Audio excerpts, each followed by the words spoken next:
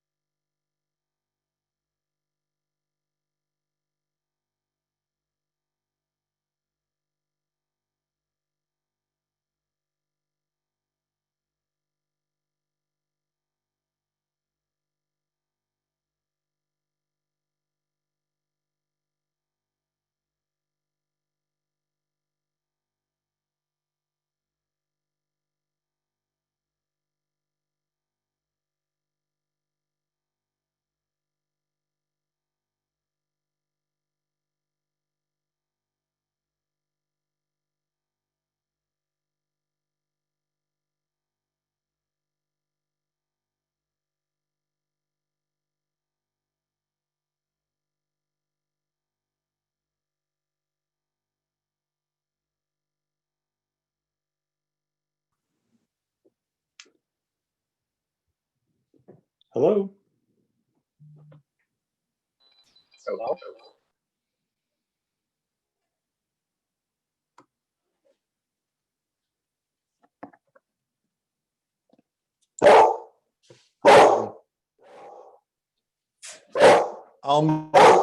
Just to let you know I'm here, but I'll mute until Miko's.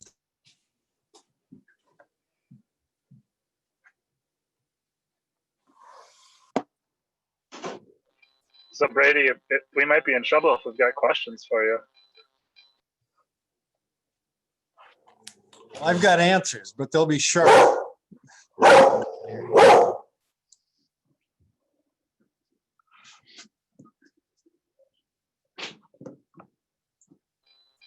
Just yes, no questions for Brady.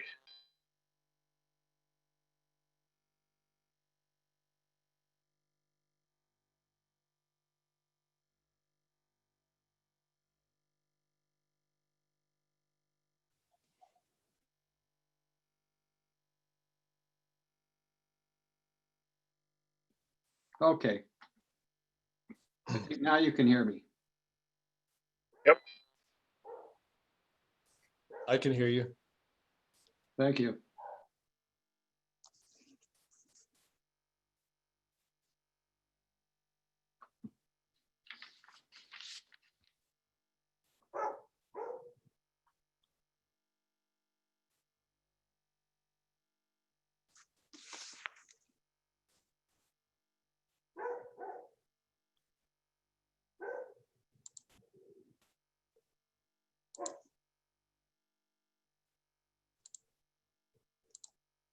Well, we need to have one more commissioner to have a quorum.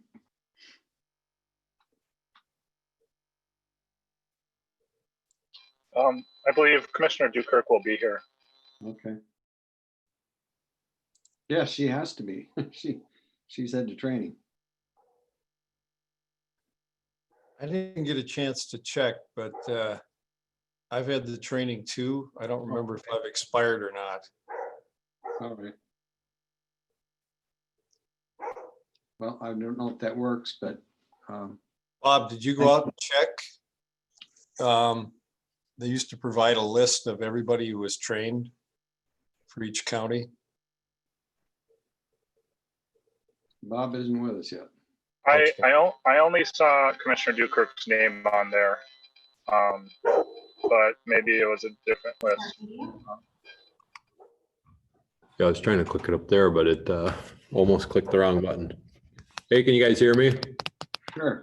Yeah, All right, I'm just turning up I don't know why the audio is not going through the TV. It was going through the TV before, but if we want to, I can disconnect the audio here, turn it down, and we can call in on that. That's what we had to do the other day.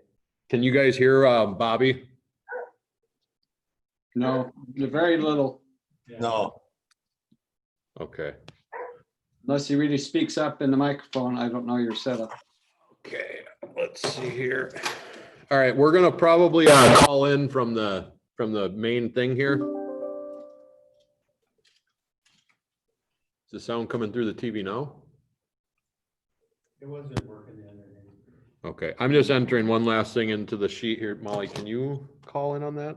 I did hear I could hear Commissioner him better. Deshaw. Yeah, I heard Commissioner Yeah. Deshaw there. I'll turn mine up, but he would have to speak loud. Well, and we're having, I thought we were gonna have a laptop and then an IT then. yeah, they have one, I thought they had one set up here. I guess they didn't. Kishan was in here, but apparently we don't have that. So we do have one taxpayer that's present. Okay. I'm gonna bring that speaker over and I'm gonna use this table to do it. Okay, thank you. We're gonna get the audio set up through the conference call. Okay, let me know when you're ready and I'll start the meeting. Sounds good.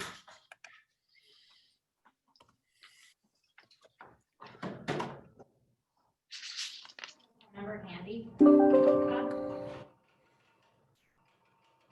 Yeah, let me pull that up here.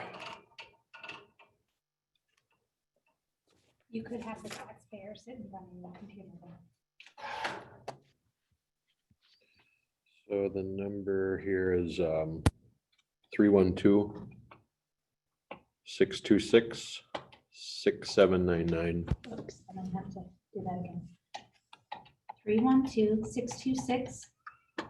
6799. And I've got to join Heidi into our meeting. Okay, good.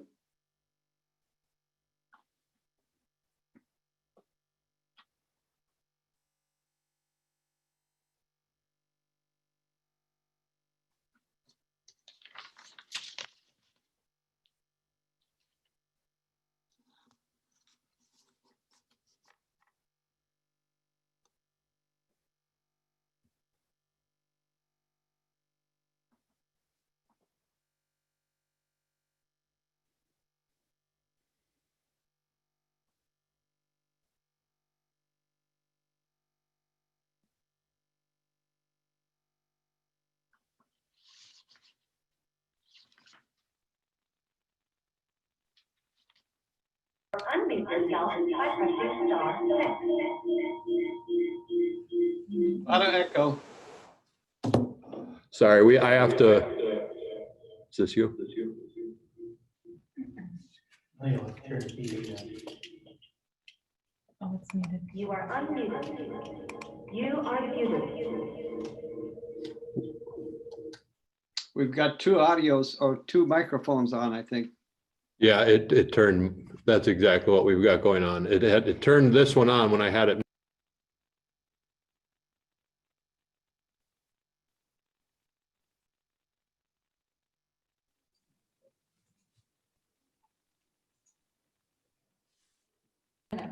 Trying to fix it. Okay, we're trying to get this sorted out because the audio is only playing through my computer and we're trying to get the conference call. You need the number again?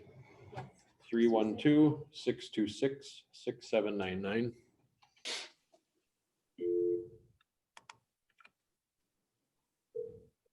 Welcome to Zoom.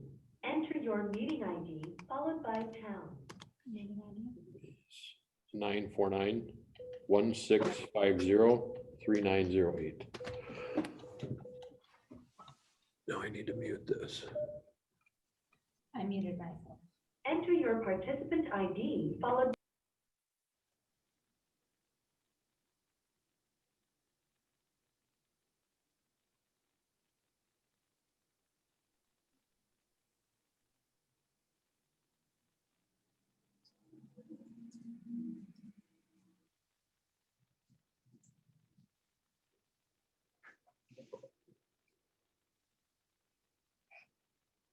Try again. Can you guys hear us now? Yes, All right, I think we're ready to roll then. okay. Very good. I will now call to order the Cook County Board of Commissioners, Board of Appeal and Equalization meeting. And it is 6:05, Thursday, June 18th, 2020. I'm going to read a statement that justifies our meeting to do this by Zoom or by telephone. It's according to statutes as I read as follows. Number one, it has been determined that an in-person meeting is not practical or prudent because of the COVID-19 pandemic and a related peacetime emergency declaration made by Governor Walz in accordance with Minnesota statutes, chapter 12.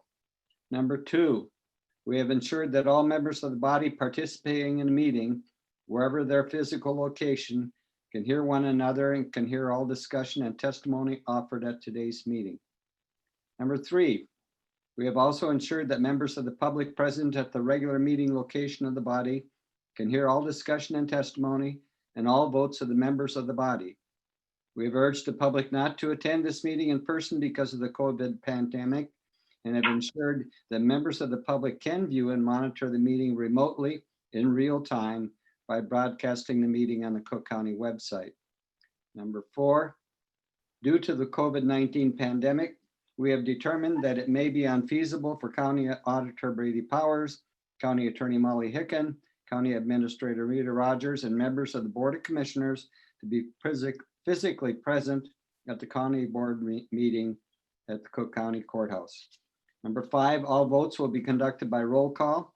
So each member's vote on each issue will be identified and recorded. And at this time, I'm going to do a roll call of our commissioners.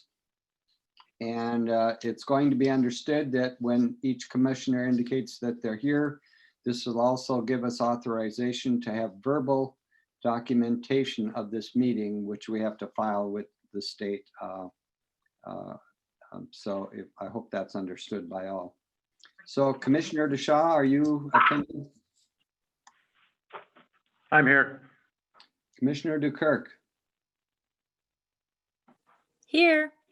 thank you. Commissioner Mills? Here. Commissioner Starley?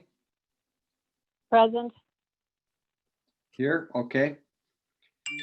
Commissioner Bersheim is also in attendance, so we'll start the meeting. I'll state to all concerned that if a property tax owner is not satisfied with our decision at this meeting tonight, I want to encourage you to consider the tax court. That is also available to you by statute, and you can carry your case forward to that. As board chair, I will conduct the meeting. I will call on Bob Thompson, our assessor at times, to do his part. I will time each taxpayer to a limit of a presentation to less than 6 minutes. I have a timer, and after 5 minutes, I'll have a little signal and I'll ask you to give a brief summary statement that you need to conclude in 1 minute or less. Just to mention for everyone concerned that after the assessor and taxpayer state their cases, the board has typically 3 options depending upon the situation. Number 1, the board motion approves no changes from the original proposed valuation. Or 2, the board motions approves assessor's recommendation, which means a review of the 2020 value from the original price and more than likely a change. And number 3, the board motions approves board changes. This would typically be when the taxpayer convinces the board of the market value other than that of the assessors. We as a board have the option to recess if we feel a taxpayer or the assessor needs time to better prepare a case, but another meeting would need to be scheduled and adjourned at a future date by June 30th, 2020. And I guess as chair, I'll try to determine that based upon any recommendations or requests in that regard. I'll now turn the meeting over to Bob Thompson for further explanation of the process tonight. And all discussion will be conducted by the board chair. So all of you, please speak to the board chair for recognition or comment. And Bob Thompson will also call on various people that are in attendance at this meeting. I become aware that there is at least one. And then we'll adjourn the meeting if we do not decide on a recess by a roll call vote. Okay, with that, I'll turn it over to Assessor Thompson. All right, thank you, Mr. Chair. So we do have one taxpayer present in the courthouse here in the commissioner's room. So I think we'll start with that taxpayer appeal. And then we do have, it looks like at least 2 in the waiting. So we can start with, are you Mr. Nygaard? I am. James Nygaard. He is present and he is appealing a property valuation up on McFarland Lake. I guess I will turn it over to him and give him his 6 minutes to make some comments and statements. You just have to speak, loud enough so that they can hear you. I have a question right up front before we start. And that is, I did not get information until this morning. And I drove up from St. Paul this morning. If there's any possibility that I could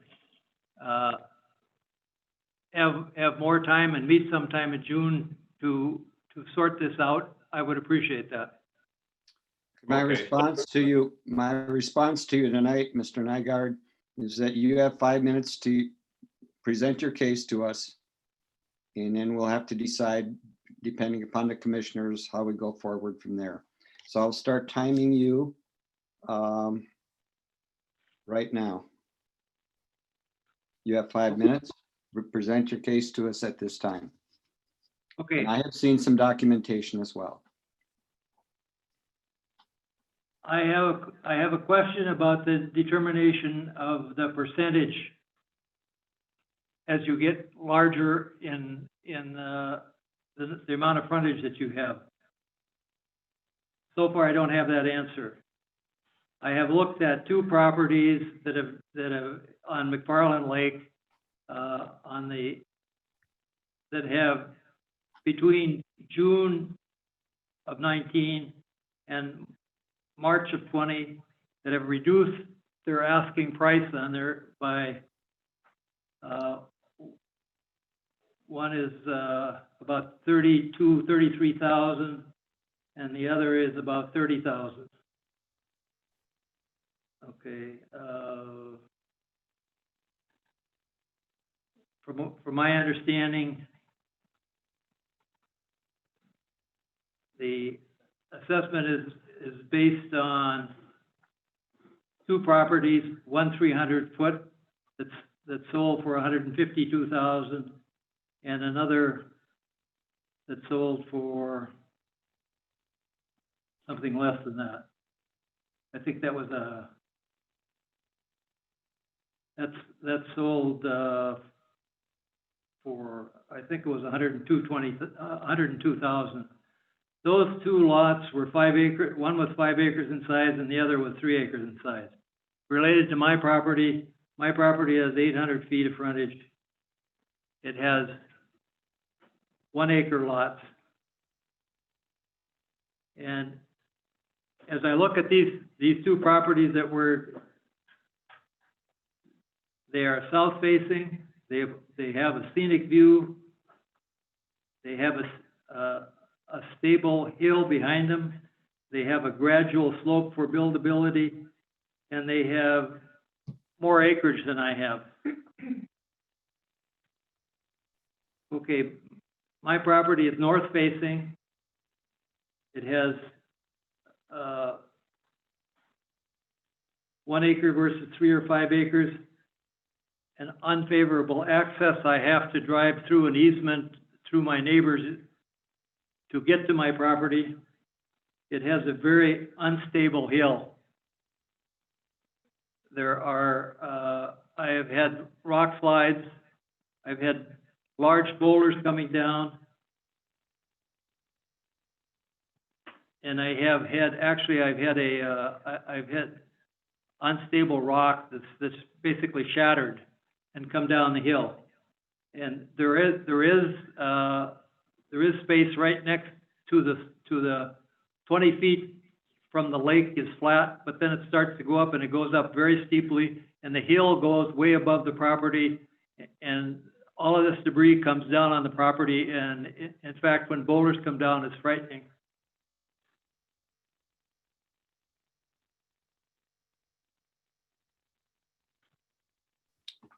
Okay, is that your case? I have one other. I got a Yeah, note. 1 minute left. Okay. This, in Bob's letter, I see there was 400 feet, and he estimated that. But that on that property, it also had 42 acres, and that property was listed at 169. That's an asking price. It's been on the market for 10 years, and so far it has not had a sale. Okay. That's all you. Do you have a summary statement, Mr. Nygaard, or I'll turn it over to our Assessor Thompson at this time? Okay, I have, the only time I really had to prepare this is between this morning and a little bit of time before driving up here. So Okay, thank you. my thoughts are completely together. I would appreciate time to review it and maybe review it with Mr. Thompson some more.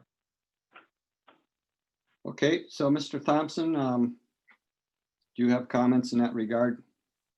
So I do have, looks like about 6 pages. I think we can get through them pretty quick. And I will just say before we get started that the value notices, it looks like were printed around March 24th and mailed out shortly thereafter by our third-party printer. So as far as the, last minute preparations, I don't know where the delay was or the disconnect, but, the value notices were certainly sent out with ample time to prepare. I didn't get this appeal until actually, it would have been Friday of last week, and I started working on it on Monday and kind of looking into it, but didn't have enough time to get out to the property, do a physical inspection due to, we're on limited resources in my office right now, and we're in the busiest week of our year, I would say, in the appeal season. So, I've pulled up on the screen here. Can everybody see that? The shared screen that, I've got the document there. Sure. Okay, Yep. perfect. So, here it says, this is the letter I sent to Mr. Nygaard actually about 10 o'clock last night. I worked on it because the nature of the appeal coming in at the last minute. And essentially, the concerns here are addressed. The property that's listed at 169 on Arrowhead Trail, they've marketed it as 400 feet of shoreline with 42 acres. And, he's stating that shows his value is above market at 198.3. Now, that number removes his building value. That's just the land assessed value. I think that's what we're really questioning here. He states that there's no potential to be developed or, potential to be split down the road based on the elevation contours of the topography of the land. So this is just an image, an overhead image. These thin lines are 10-foot increments to the elevation changes. And, this is obviously zoomed out a little ways. This is an 800-foot stretch here across the shoreline. So just to give you an idea, 800 feet there. And then you can see it really gets steep here back. This blue line would be the property line based on our GIS aerials. And you can see it gets real steep up on the bluff there on the backside. So it's 3.9 acres, 800 front feet. This amounts to $246 per front foot. And that's ultimately going to be the main unit that we look at for value of these properties. This is an overhead of what I assume is the advertised property. I know it's the right address, but this property is over 40, it's over 68, I think it's over 60 acres, and they're advertising 42. So I've kind of measured out what I think they're trying to sell. There's a line here, there's a creek bed or a river that flows through here. So that's where I'm thinking they're cutting this off, this being the 400 feet that's advertised. In the advertisement, it says up here that they've marketed it as build site being across the street from the lakeshore. It's not on the lakeshore side. It's too wet over there between the road here and the lakeshore. It's all lowland. There's no build site. So this is a really steep elevation. Again, those lines are kind of faint underneath the red, but you can see it's a really steep bank. And if anyone is familiar with that corner there at McFarland, it's a steep bluff. Over here, it's more gradual. But my guess is that the challenges with this lot are probably the reason why it's not selling. And if it's been on the market for 10 years, there's been properties that have sold during that time frame. So this is an example of a very undesirable or, not as desirable type of lakeshore lot that people are choosing to buy other properties in lieu of that one. Here you can see this is Mr. Nygaard's property again. This little red dot is one of the cabins that's on the property. So you can see along the lakeshore, there's plenty of very similar type of topography. And in fact, there's something here that looks like a road or a driveway, and he's describing it as a terrace. This is a more close-up, and here you can see there's like a trailer parked at the end of the driveway. So, the accessibility, I think that's there. I don't know if the road's been maintained lately, but, these aerials are from 2018, and it does show that there's somewhat of a clearing there. So, without being at the property, without actually visiting it, it's tough to say what that is. But I do think that, if you look at this, you've got just as much potential up on this end of the lot as you do down on the end where the cabin is. Having challenges with elevation is not uncommon in Cook County, certainly along the lakeshore. People are willing to work with what they can. This is the Cook County zoning table for different zoning districts. The property is in the LSR district. It's completely within that. So 150 foot wide, 1 acre minimum lot. He could divide his lot 3 times. We don't value it as 3 lots. If we did, it'd probably be closer to $450,000 for the lot. We're valuing it as one large lot that people do see additional value in. So, like I say, with the 800 feet of lakeshore, 3.5 acre, 3.9 acres, you could split it into 3 lots, but we're not valuing it that way.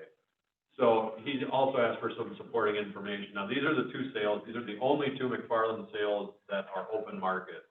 A 150 foot that sold for 102,000 back in a more depressed market. And then in the more recent market, you got 300 foot wide lot there sold for 155. So breaks up to 511 a front foot, 674 a front foot. These are actually relatively low compared to some of the lakes in Cook County. Lake Superior is like 1,800 a front foot. Caribou Lake is like 1,000 a front foot. So just put a ballpark on where those numbers are. This is kind of a formula that we use to index.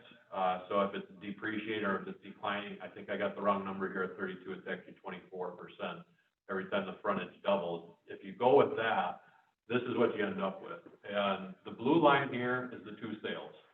So that's indexing the 2 sales for their front footage.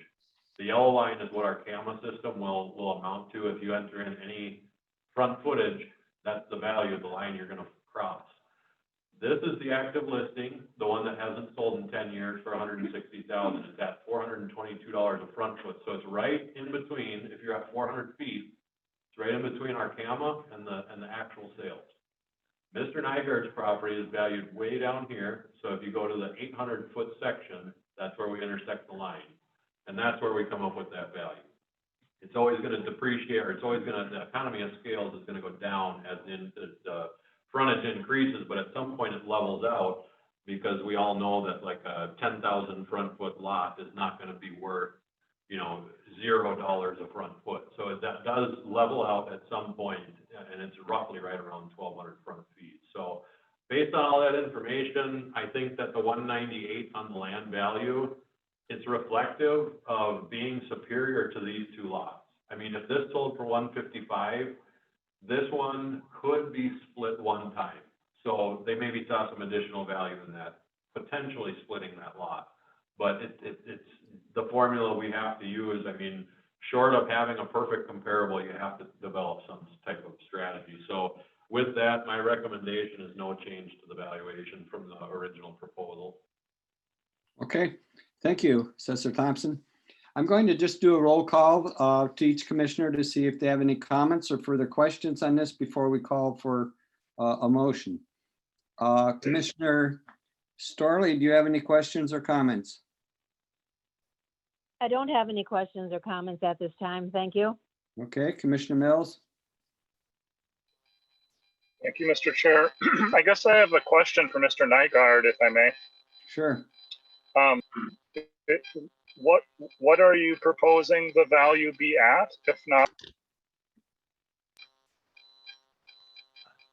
Something between what it was for 2020 and the value that he's proposing.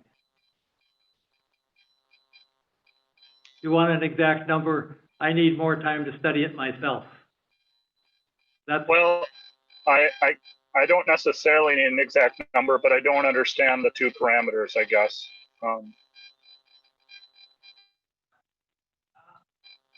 One thing is that one question that I had in understanding it is, Bob has given 2 values. 32% is 32% the percent that is commonly used, and 24 based on those 2 properties? Or is it determined in some other way? It's based off of a lot more than just those 2 sales. I didn't do the sales study for McFarland. It was done prior to me. So that was just my double checking the work that was already done in an earlier valuation. But as far as establishing that 24% where it jumped down when the lakeshore doubled, that's just based off those 2 sales. The CAMA system is based off of all of the sales. So has it typically been 32? I don't have that number off the top of my head for all the lakes. No, for McFarland Lake. I can't tell you for sure. I guess it would take a pretty thorough sales study to research that. That's the kind of number I'm interested in understanding. Okay, does that answer your question, Commissioner Mills? I'm sorry, no. Mr. Nygaard, I was wondering, you said the number between 2020 and what Assessor Thompson's suggesting, but what are those 2 numbers? Oh, so the 19 value was 169.7 with the buildings. So now the 2021 is the 220,700 with the building values. So that was a result of our quintile inspection. That was an area that we did for the quintile this year. Okay, Yes, Mr. Chair. yes, Mr. Mills. You all right? Yeah, I know from past experience that when the quintiles come around, it typically hits pretty hard because of that adjustment over that amount of time, especially up here in our real estate market. And so I can understand Mr. Nygaard's concern there. From what I see of Assessor Thompson's comparisons though, and the chart, it seems like his recommendation seems pretty fair. Okay. Commissioner Dukirk? Hey, Bob, when I was looking at this, it looked like the structure itself was valued at about 8,000. Is that still the similar price? I believe it is. Let me see here. Okay, There are so two on the record. So the total improvement value we have is 22,200. There's one cabin at 10,270. Another cabin called the Edgewater at 7,900.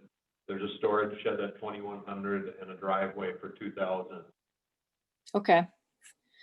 So I'm comfortable with the new value, and I'm also comfortable knowing that there have been multiple eyes from the assessor's office reviewing this. So, Mr. Chair, I have no further questions. Thank you. Commissioner DeShaw?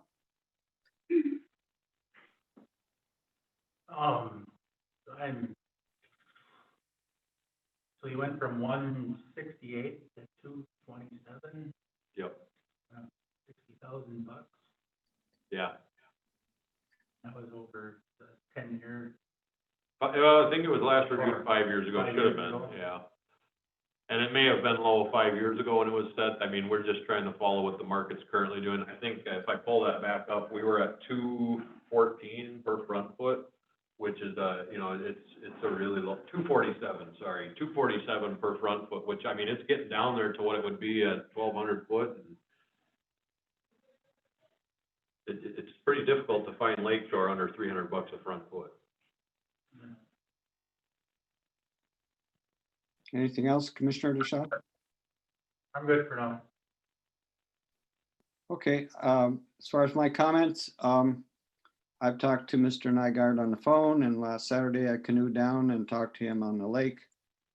I did not get out to look at the property, just wanted the distance, but we talked for about 45 minutes or so, and I've spent about almost an hour with him on the phone. I'm a property owner at McFarland Lake, so I understand some of the dynamics. So I just want to say that's my experience with this case so far. So we'll move forward. I will entertain a motion, and then we'll see how that goes. From the commissioners, Commissioner, would you state your name, and I'll call on you for the motion. This is Commissioner Dukirk. I make a motion to leave it as is. Okay, do we have support for that? Support by Storley. Okay. Any further discussion? We'll do a roll call vote. Commissioner Mills, Is this Commissioner Mills? Aye. Commissioner Dukirk, Aye. Commissioner Storley, Aye. Commissioner DeShaw. Aye. Commissioner Bershheim is aye. Okay, unanimously passes for the assessor's position. Okay, Mr. Thompson, where do we go next? I believe that's the one there, and I think I'll turn it over to you. Are we going to do the group ones that you've taken action on or made recommendations on? No, sorry, actually, it looks like we have at least two people in the waiting room for, they're gonna be presenting information, or I'll present some information. It looks like we got Rob Dater out of Tofty. He bought a commercial property down there in Tofty across from like the Holiday and the American Inn Hotel. So Rob is one I've worked with for quite some time now, and he was at the Tofty board, so I think I would like to move him up to the next Sure. position. I will share my screen. He did send me in a spreadsheet that I do have available. So I will pull that information up and I'll let him kind of talk his way through it. Thank you, Assessor Thompson. Okay, Can you, I'm going to just start you with your time at this point. All right, go ahead. yes, sir. Can you hear me okay? Yes, thank you. Hey, well, first off, thank you very much for taking the time to hear me, and also just a thanks to Bob and to his point, the collaboration and communication has been really good. I'm calling, or I guess we're presenting, and maybe Bob, if you could go to that middle tab, that the history of the 7226 tab on the worksheet. Yeah, so is it on the right screen now? I'm kind of trying to shuffle things around here. Yeah, you've got the right worksheet. It's just that tab in the middle. There you go. So for the benefit of the board, I have been in the North Shore and had property in Tofte for a number of years in a residential space. But in 2018, after 3 years of working with the seller, I bought the lot on Highway 61, right across, as Bob said, from the American Inn and the Holiday in Tofte. As you guys probably know from driving by Highway 61 all these years, it sat there for a while. There were 3 unfinished buildings on the property, and I purchased the property knowing that I was going to demolish one. Unfortunately, I had to demolish the second. And that loss of the second building was a loss to me because the negotiated price I had with the seller factored in the value of both of those buildings plus the land. However, in the 2 years that I bought the property, the assessed value of the land has gone from $62,000 up to $222,000 before having the chance to work with Assessor Thompson. He helped revise that land value and reviewed by the Tofte board to $140,000. But if you take a look at that, that's still a annual increase of 45%, despite no improvements on the property have been made. And that's following the previous year, where the land value was another 41%. So essentially, in the time that I've owned this lot, the land value has increased over, taxable land value has increased over 100%. And I don't mind paying taxes. Knowing the Cook County community for very well, I'm comfortable with our share to take care and provide the services in the county. But I want to be transparent. I bought this land with the intent of developing it for commercial use and for the good of the West County.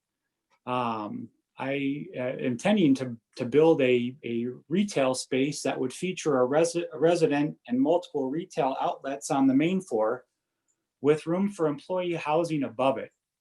I'm working with the EDC, Mary Somnus, local business leaders, and the IRRR to do this. But my experience with the property tax and the valuation with these significant increases, frankly, has left me quite a bit unsettled. The building cost to put up a building and to do this project, in my predictions right now, have a margin of about 2 to 7%. And I'm willing to open my books to get guidance or get help on where I can improve or lower my costs. But essentially, I'm realizing that I won't be able to build and create this opportunity if I don't get predictability on my property taxes and have some understanding of the methodology of what I can expect, whether the commercial taxes are pegged to wage index or cost of living. But a 100% increase in 2 years has me a bit unnerved. I know I can build vacation rentals on this lot and make a heck of a lot more money than what I'm trying to do for the West End. But as everyone on this call probably knows, that's not what the West End needs. If you ask any of the residents in Shorter or Tofte or anyone west of Lutsen, they're going to tell you they want a restaurant, they want housing and access to living wage jobs. I'm trying to do that, but I feel like I have little choice to accept this 45%, the second 40% increase on my land value. And I'm raising this tonight because I really need a predictable approach to go forward. And I've been fortunate with Assessor Thompson's communication and sharing this with me, but you know, if you look at the other land values in the community, and I did it on the comparatives, there's a tab which shows, you know, some of the land valuation. You're going to have to summarize now in 1 minute. Yes, sir. The assessment will show variation of the different commercial properties in the West End, both in their valuations and increases. My summary is, I think that more information may need to be studied, that the information used to peg commercial valuations seem to have an element of subjectivity. And I don't believe the answer is going to be to raise other land values to this level, because it will thwart, or may thwart, I should say, commercial growth and opportunities. And I would recommend that my valuation be pegged with a fair cost of living index versus where it was last year, while we take more time to study what fair valuations would be. Thank you. Thank you. So I think what you're asking for is some time to review this again. I'm asking for a marginal increase based on my 2020 value, something that would be consistent with the increase for other commercial properties. Okay. And then use more time to peg what, you know, do other lots need to increase, or would that have a negative impact such as I'm experiencing right now for commercial development? Okay, thank you. So Assessor Thompson, I would ask you to present your information at this time.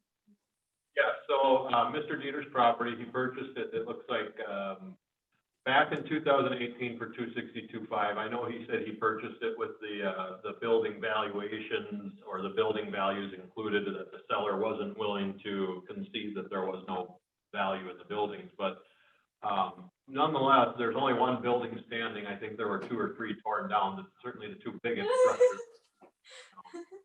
And right now, it's just this commercial lot in downtown Coffee, many of you guys are familiar with.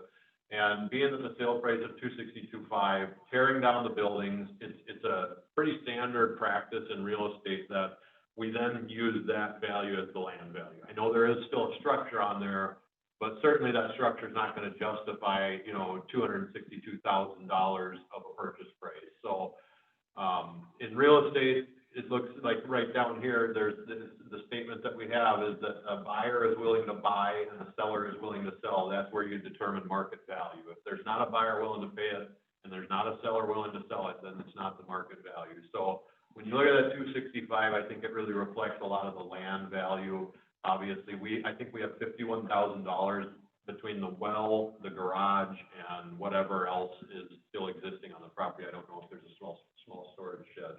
I have to look at the record, but if you go, one of the things that Mr. Dieter brought up is the valuation of other commercial properties. And one he brought to my attention is the post office. This is going to be in my list of assessor recommendations to apply our commercial influence, because it was missed. And I think the reason it was missed is because the middle digits of the parcel number are 21 and not 28. We did all of Toffee Park Road, and we applied either commercial or Toffee Park Road influence. It's about 3 times the typical Toffee rate from what we're finding in the sales. So if you look at this, it did sell. It was an off-market sale because it was atypical financing, or it was a sale that we rule not valid for the study. Typically, you know, you might see a relative sale that sold for half of what it's worth, and that's thrown out. But this one was thrown out because of atypical financing. Still had a sale price of $258 in 2017. Our building value is $131 on the post office. That would mean that the remaining is $126 on the land. Right now, we have $33,000 of value on that, a little over a half acre, almost 3/4 acre lot. So my recommendation, if we apply the 3 times multiplier that should have been applied to it for 2020, it's going to triple that land value, and it's going to bring it up much closer to what the sale price was back in 2017. This is the very first time I've ever looked at that property. So as part of Mr. Dieter's appeal, we are making a recommendation to triple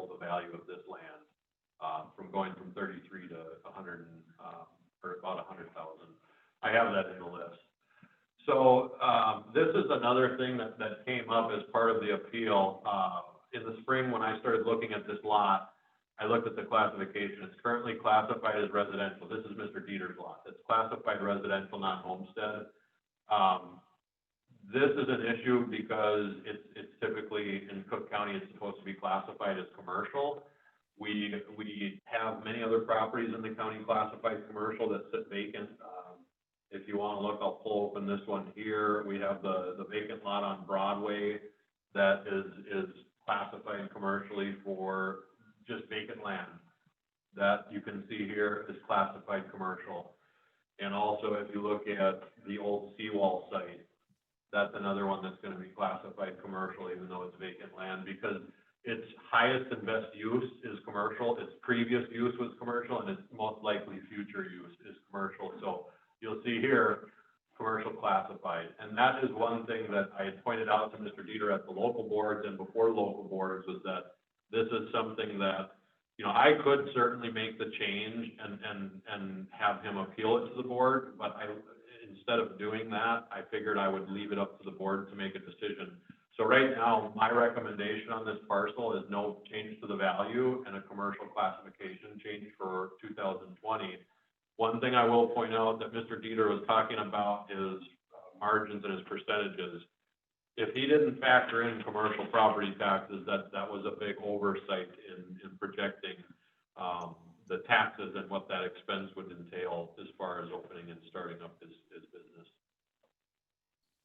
Okay, thank you.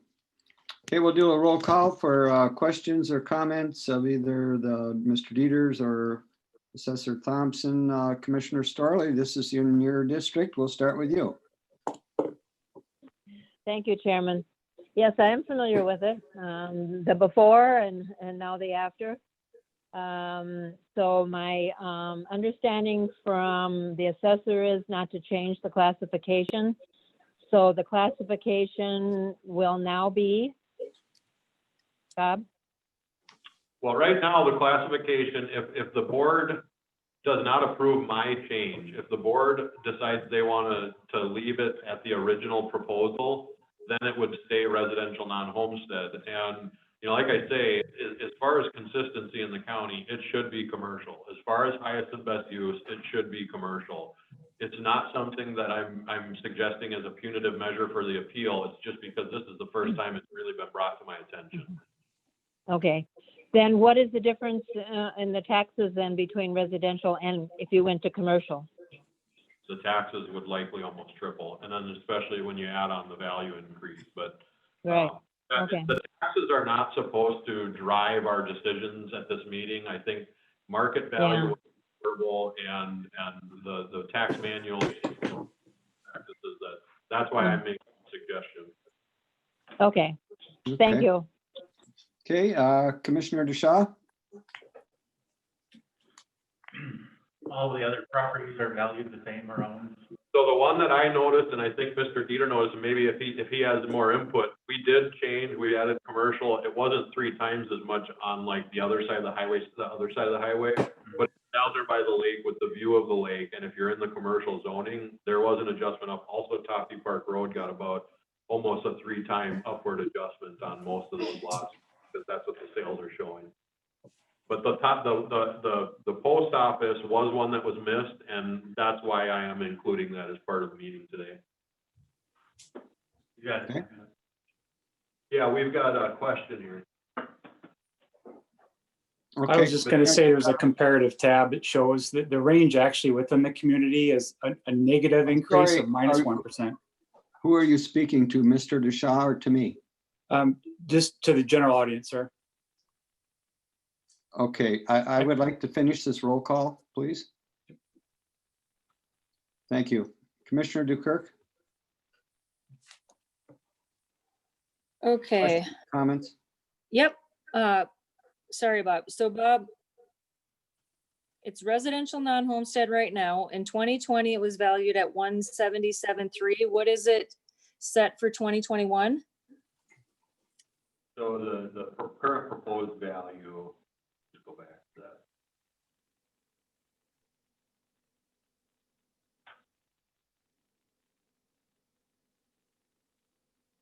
sorry, I didn't have this a little better organized, but, we have been struggling in the office for the last couple months. I understand. So the current proposed value is 217,200. That includes a $52,000 improvement value. So the land value is at 164,900. Okay, and you're recommending that we leave it at 217,200, but change it to commercial, correct? That is my recommendation. So if you are deciding not for a commercial class, you would have to go with some other motion. Okay, so our options are to leave it as is, which is 217,200 at residential non-homestead. Go with your recommendation, which is leave it at 217,200 and change it to commercial, or come up with some other option. My question is, in 2019, it was seasonal. You're not recommending to go back to seasonal? Hold on, did I put that in, did I write that somewhere? Because it was in 2000, it was actually residential non-homestead, and I'm gonna go back and see how far back that class goes. I think it's been. I just went on the county website and pulled up his tax report. Seasonal in 19 and prior to that. Okay, and you're not recommending to go back to seasonal, you're recommending to go to commercial? No, essentially the way I see it is it doesn't really have a current use. I don't know that there is an actual use. I know that there's a future intended use, and Mr. Dieter has explained that future intended use is retail and service. With Not if I can't, sorry. I'm sorry, sir, you can't interrupt us. So Bob, the nearby properties, are those also commercial in that strip there? Yeah, all the ones that are operating commercially, there's no other vacant lots there. And you know, like I say, Mr. Dieter's isn't necessarily vacant. It's got a garage type structure on it. Yep, I'm familiar with the property and I'm familiar with what's on it. Yeah, and 217, which is down considerably, taking those houses off. And I'm sorry, Rob, that you're not talking anymore. I got all of your points and your comparisons, and I understand the stressors with trying to start a business. And now you know why everyone has a vacation rental and they don't have other things, because that's how they make money. And you can't build your future projections on property tax values. I mean, it's just, unfortunately, people around you who buy things for lots of money and have other uses, and that dries up the market. And it's not us as county commissioners or the assessor's office that's doing it. It's the buyers. And so I understand you're frustrated. I get that wholeheartedly, but you know, looking at this, as you know, I've been doing this for many years, this looks really fair. So here, I have no further questions or comments. Okay, thank you, Commissioner DeKirk. Commissioner Mills, comments, questions?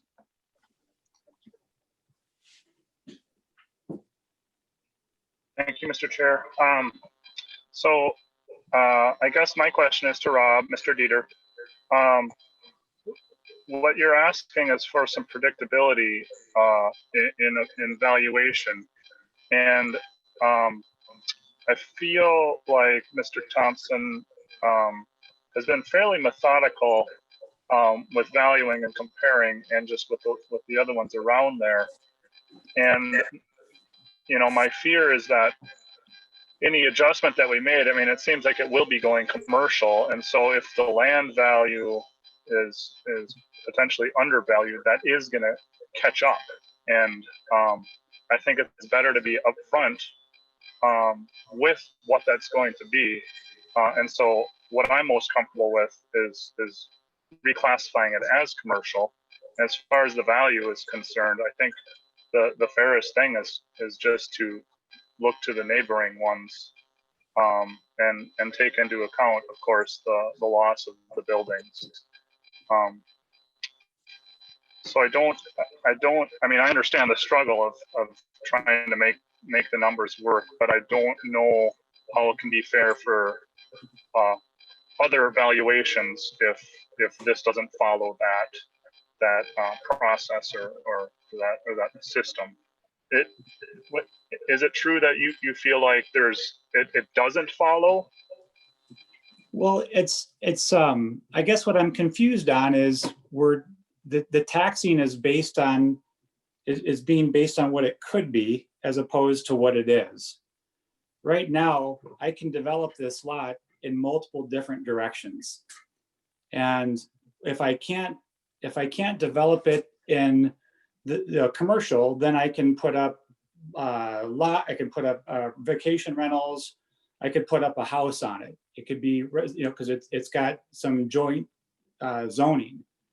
So I guess instead of taxing me on commercial, because it's not commercial today, instead of taxing me on something that, is hypothesis or theory right now, I would appreciate you tax it for what it is, which is an empty lot with my garage on it. And then when I make the numbers, if I build a commercial building on it, then tax me appropriately. Right now, I feel like you're taxing me on with a lot of inference as opposed to what it is, which is, unfortunately, it's one building instead of two. And right now it's a lot with a garage, not a commercial business. And so I guess I'm asking for you to treat me as I am today, as opposed to one of several options that it could be for zoning. Okay. Thank you very much. That helps me. Okay, so Commissioner Bersheim here for comment. I'm going to ask Assessor Thompson that, is there a process in which he could request this to be considered not as a commercial lot in going forward? Or is this something that we still have on the table, so to speak, as we accept your recommendation to make it commercial? And then if that's the case, then please just restate why we should go forward with the commercial and respond to his concern about it. Yes, Mr. Chair. So essentially, like I said, I don't see any actual use. I know there's a garage there, and I know it's kind of sitting dormant until he has the opportunity, or he's ready, or he starts his business venture, and then at that point he's saying that that's when the use will change. But right here, I have up on the screen the classification of property from the Department of Revenue's Property Tax Administrator's Manual. This is on page 3 of the manual because it addresses vacant lots, vacant land where there's no identifiable use. And short of rural vacant land, which means outside of a township, unplatted land, the classification on that would be rural vacant land. If there is no identifiable highest and best use, you have to classify it according to its highest and best use permitted under the local zoning ordinance. Now, this is highest and best use is something you guys probably heard of when we were talking about appraisal, but essentially, if you're in a commercial zone right there in downtown Tofte, that's its highest and best use, and that's how you're supposed to classify it. That's why the seawall is classified that way. And regardless that it's sitting there vacant and dormant, and it's not even used for parking for the most part, that's classified commercial. Same with the one on Broadway. Okay, thank you. That's very helpful for me. So with that, I'm going to entertain a motion from a commissioner that wants to propose something and see if we get support and vote. Commissioner Dukirk? Yep. I will make a motion to accept this at the current value that is already listed, and with the assessor's recommendation of the class change to commercial.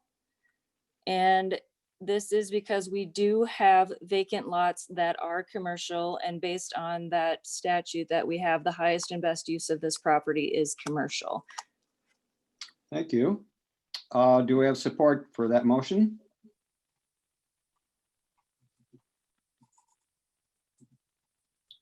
Well, I will support as board chair.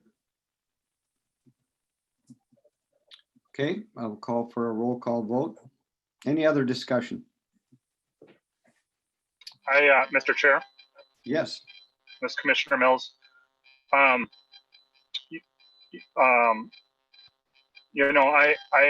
don't like that because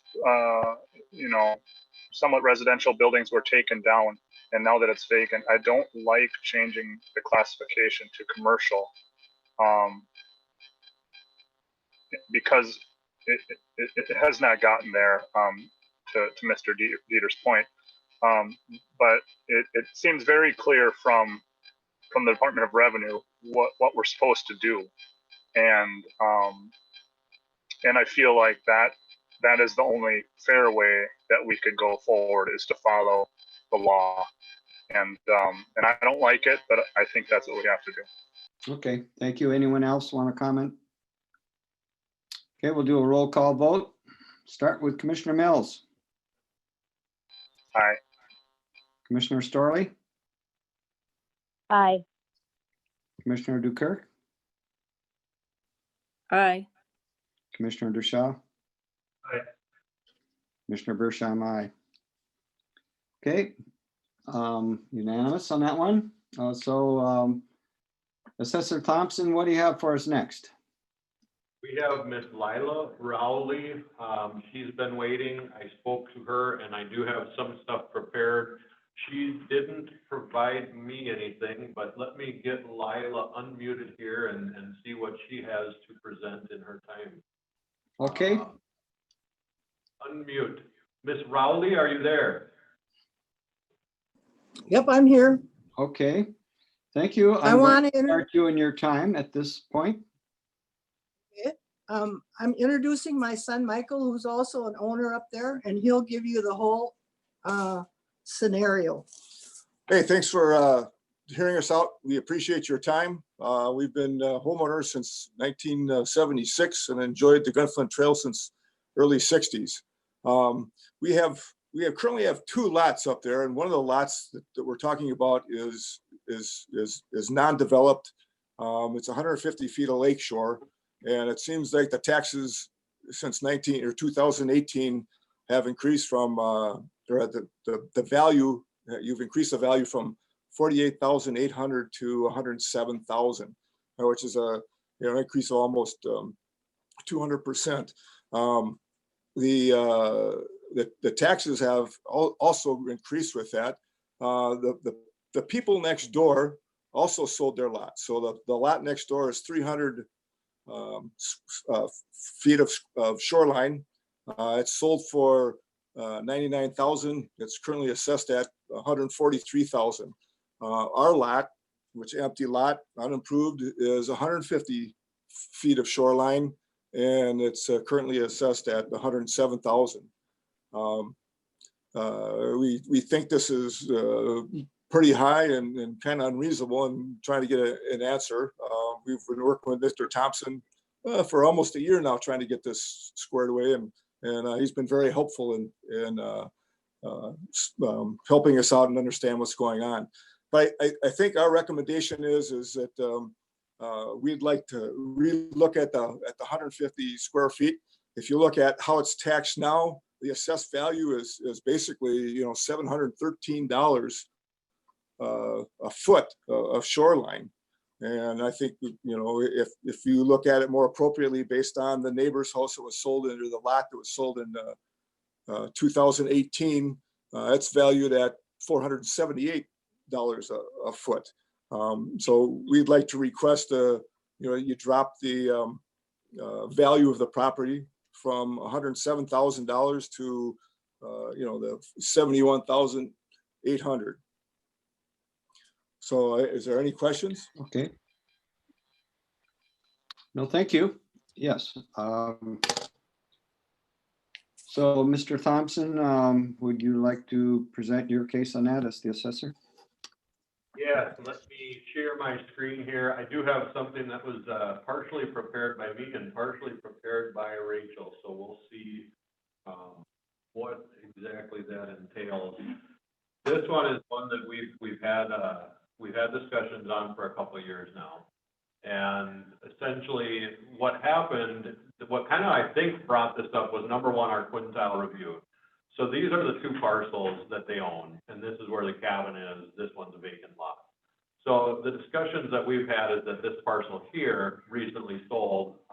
It's a 300-foot wide lot. It was a disqualified sale, sold for $100,000. So what that breaks out to per front foot But being that it was a rejected sale, it wasn't an open market sale, or it wasn't on the market, you know, if a sale is on the market for 2 days, like the one up on Fourth Avenue that was listed, and it gets an offer or 3 offers, that's typically not considered a open market qualified sale. So what happened was we moved the building, it used to be on this parcel record, over to this parcel record.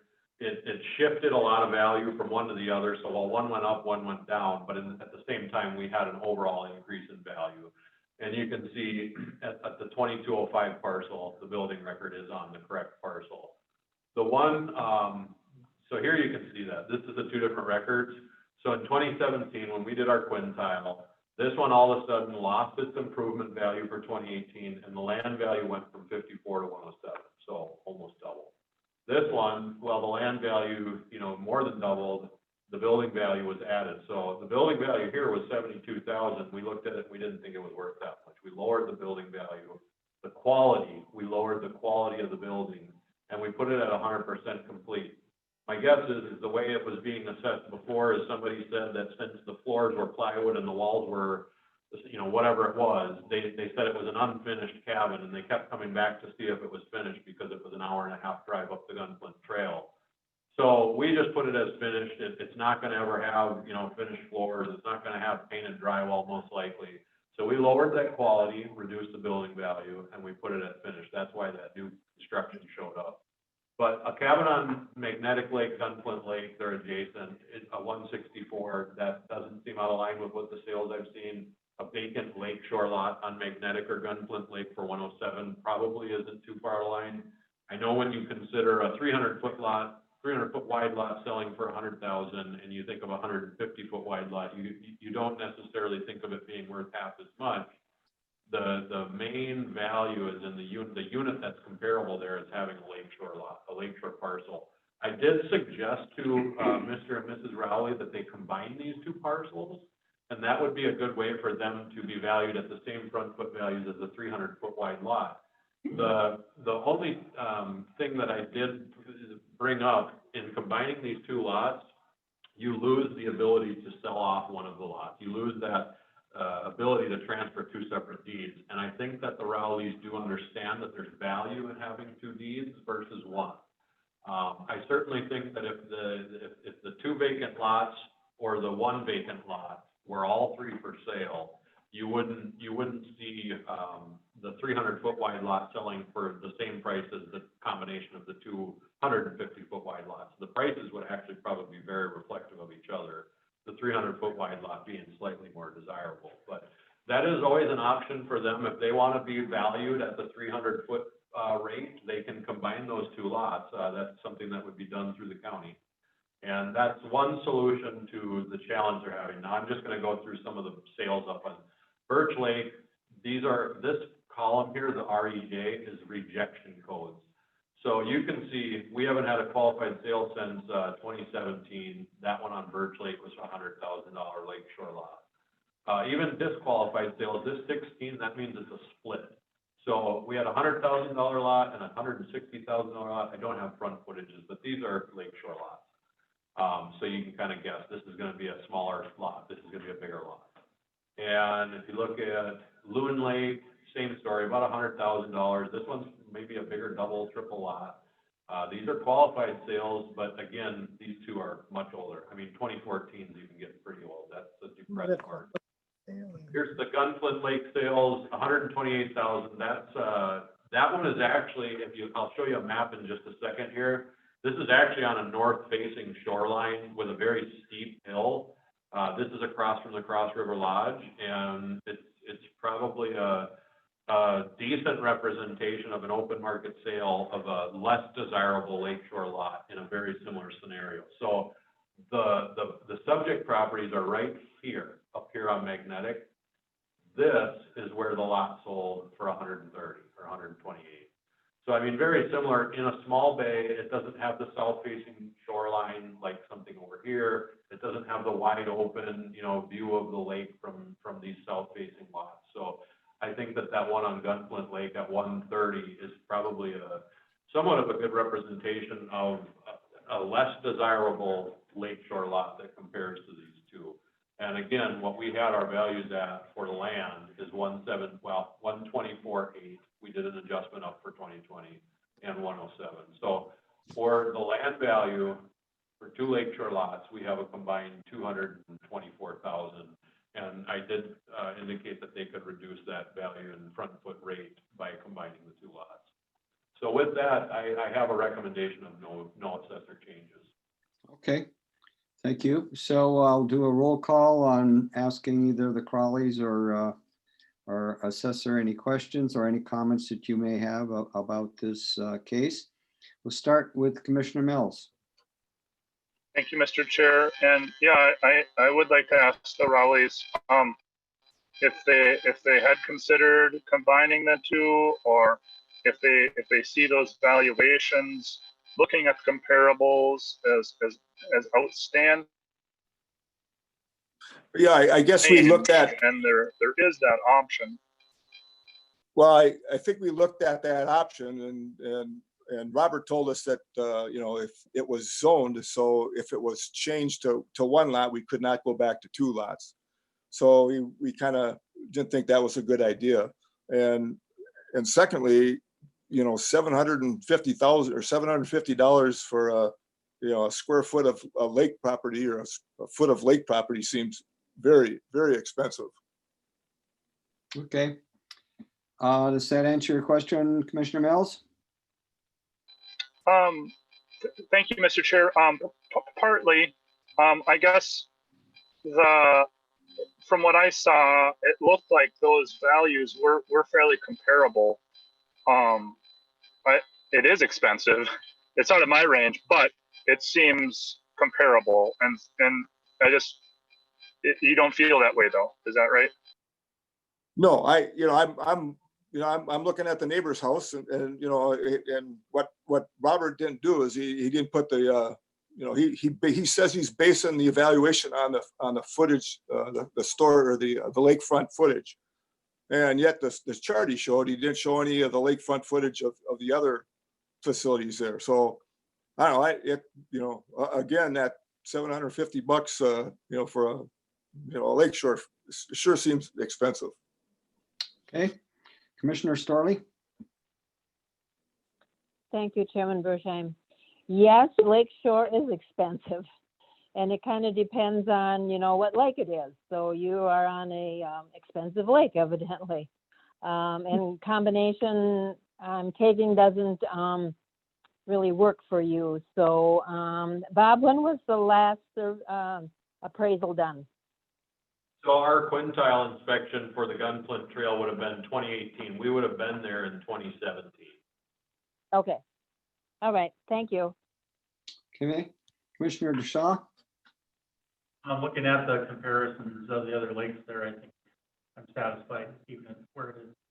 Okay, Commissioner DeKirk. Well, Bob, since my name was on that paperwork, we have to state for the record, and we can pull up that comparable. And you can see there's a sale from Kirk and Spangler. I would be Kirk. And I would tell you that sale was $1,000 per foot. So 750 is a steal. There it is right there. That was $1,000 per foot as a comparable. And that was what the value was in that area. And I am just a hop, skip, and a jump away from you. Okay. Where are you? North Gunflint. North Gunflint, right down the road from that Cross River sale. Okay. Okay, sorry, okay. As far as Commissioner Bertheim, I have no questions, comments. It seems to me that this has gone through a process and assessed appropriately. I did have more questions, Commissioner Bertheim. Oh, I'm sorry, go ahead. The next, so the property that ends in 2215, Bob? Yeah. What is the land value on that one for the lakeshore? Is it the same? Or is it different because it's? They should be on the exact same front foot rate. Let me just pull that back open here. I was starting to prepare one. So, like I say, I don't have the actual front foot value breakdown. It but- looks like it's pretty similar. It's just curious that you would ask for one to be reduced and not the other. To the Rowleys, just to give you a little warning, do your homework. If you decide to combine properties, talk to Bob, he's an expert, anyone in that office, and also talk to Land Services, because that sale I made, what I actually did to confuse the heck out of you is we had 2 lots on Gunflint. We had our house on one and our septic on another and a road in the middle. Don't ask me why, because it's Cook County. And our neighbor's porch was touching our property line and they had to go through jumps and hoops to get it. And so what we did was we combined ours and sold 20 feet to the neighbor so they would be legal and we would be legal. Cost me a ton of money to do it, but I'm a commissioner, so of course I want to be legal. But in doing that, my vacant land that had the septic on it was no longer vacant land. It's now part of my property, which is dual zoned. It's seasonal and residential. So just be careful when you do that and know that that changes your tax structure. It's not just about future sales, but it's about how it's all taxed. And I assure you that the staff that we have in the assessor's office are amazing, wonderful, competent people, and they will walk through this with you. And so will Land Services. And even though I'm done in 6 months, you can call me too.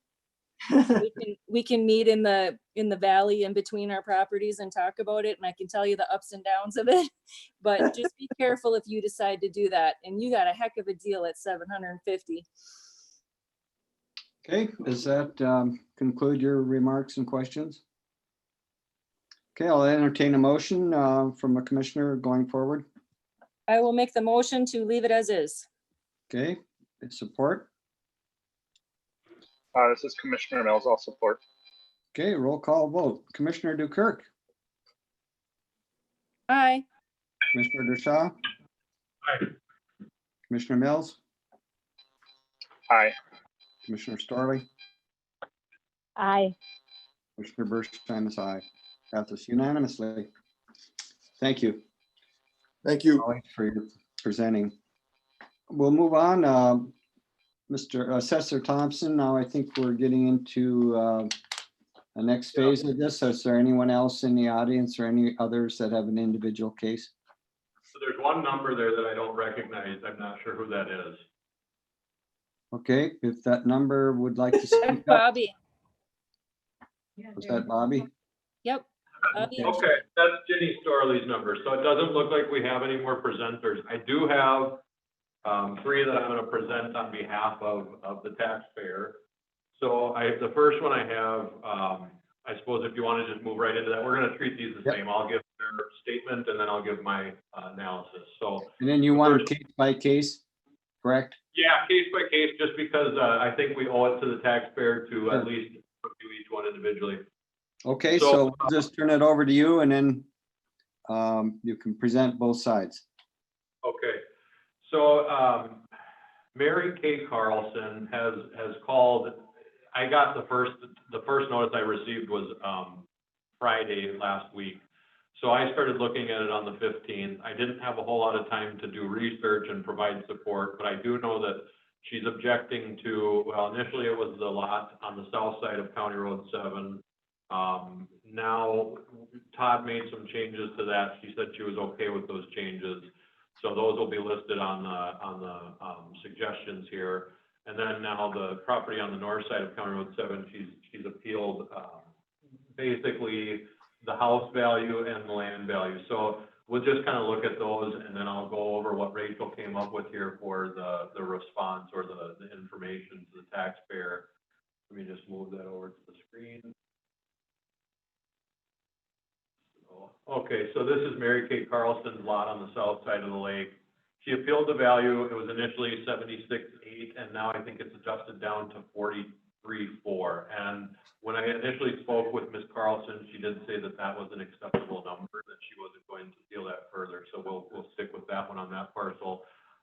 These are just some lots of vacant land in Grand Marais that are arm's length, 40,000, 39,000, 76 that's probably got a pretty good location and sewer. But you can see, I mean, nothing really under the 39,000 mark. So at 43.4, we're probably not far off. I mean, you have paved road frontage. I know the lot has some challenges with wetlands, but nonetheless, she's not disputing that 43. This looks like it's going to be some of those sales with more detail. It looks like it's showing a price per square foot here, or price per acre. So that's just some more sales analysis. And then as far as the other side of the road, it doesn't look like Rachel has been able to prepare anything for that, but let me just. Okay. Is there another file? Yeah. Okay, there's another file here, so let me pull that open.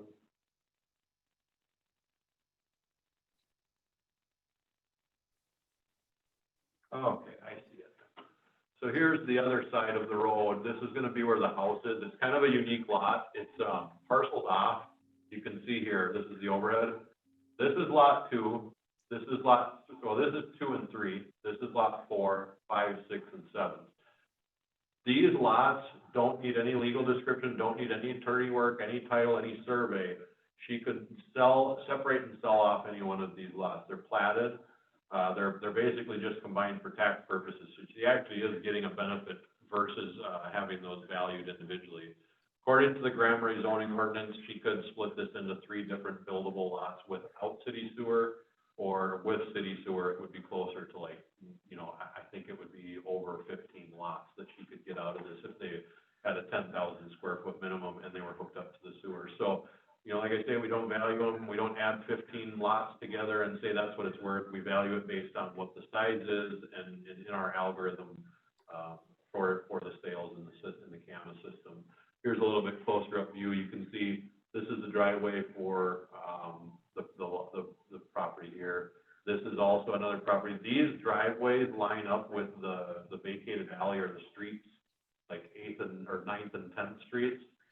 So these are easements provided to access to these 2 properties, and essentially the build sites would be here, and this one looks like it's got some water creek going through, so it would probably just remain this build site, but still two other build sites in that land valuation. And as far as Grand Marais goes, we all know that Grand Marais is in very high demand. I said that there was a property listed, I think it was 410 3rd Avenue, and I called the realtor 3 hours after it was listed. He said he had multiple offers already.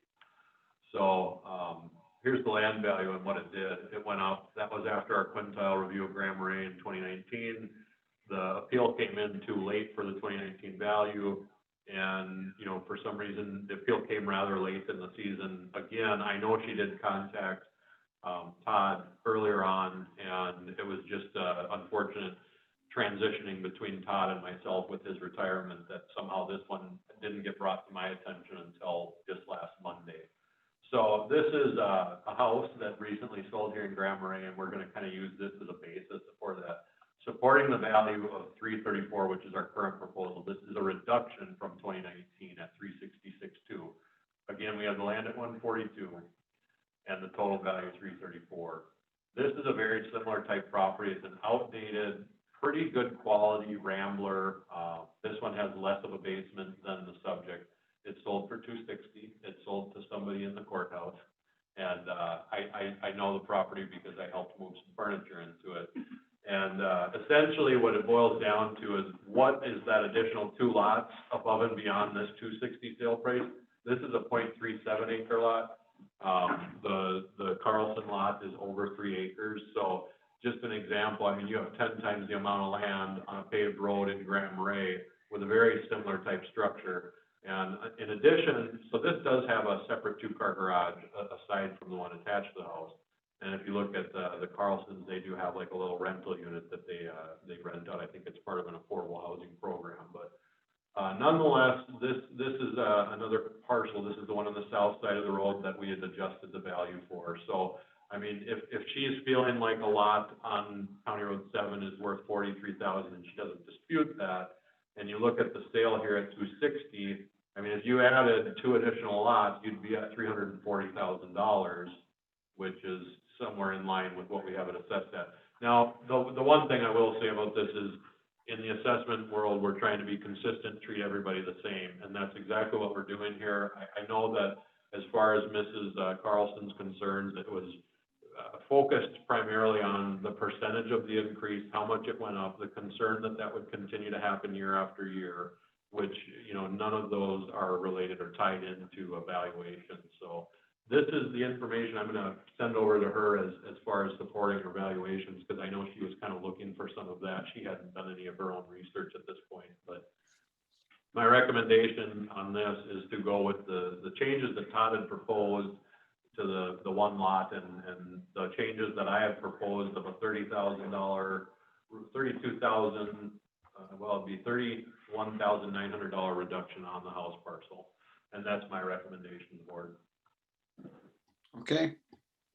I think we'll just do a roll call on any questions or comments on that before we entertain a motion. Commissioner DeShaw, No question. Commissioner Dukirk, No questions.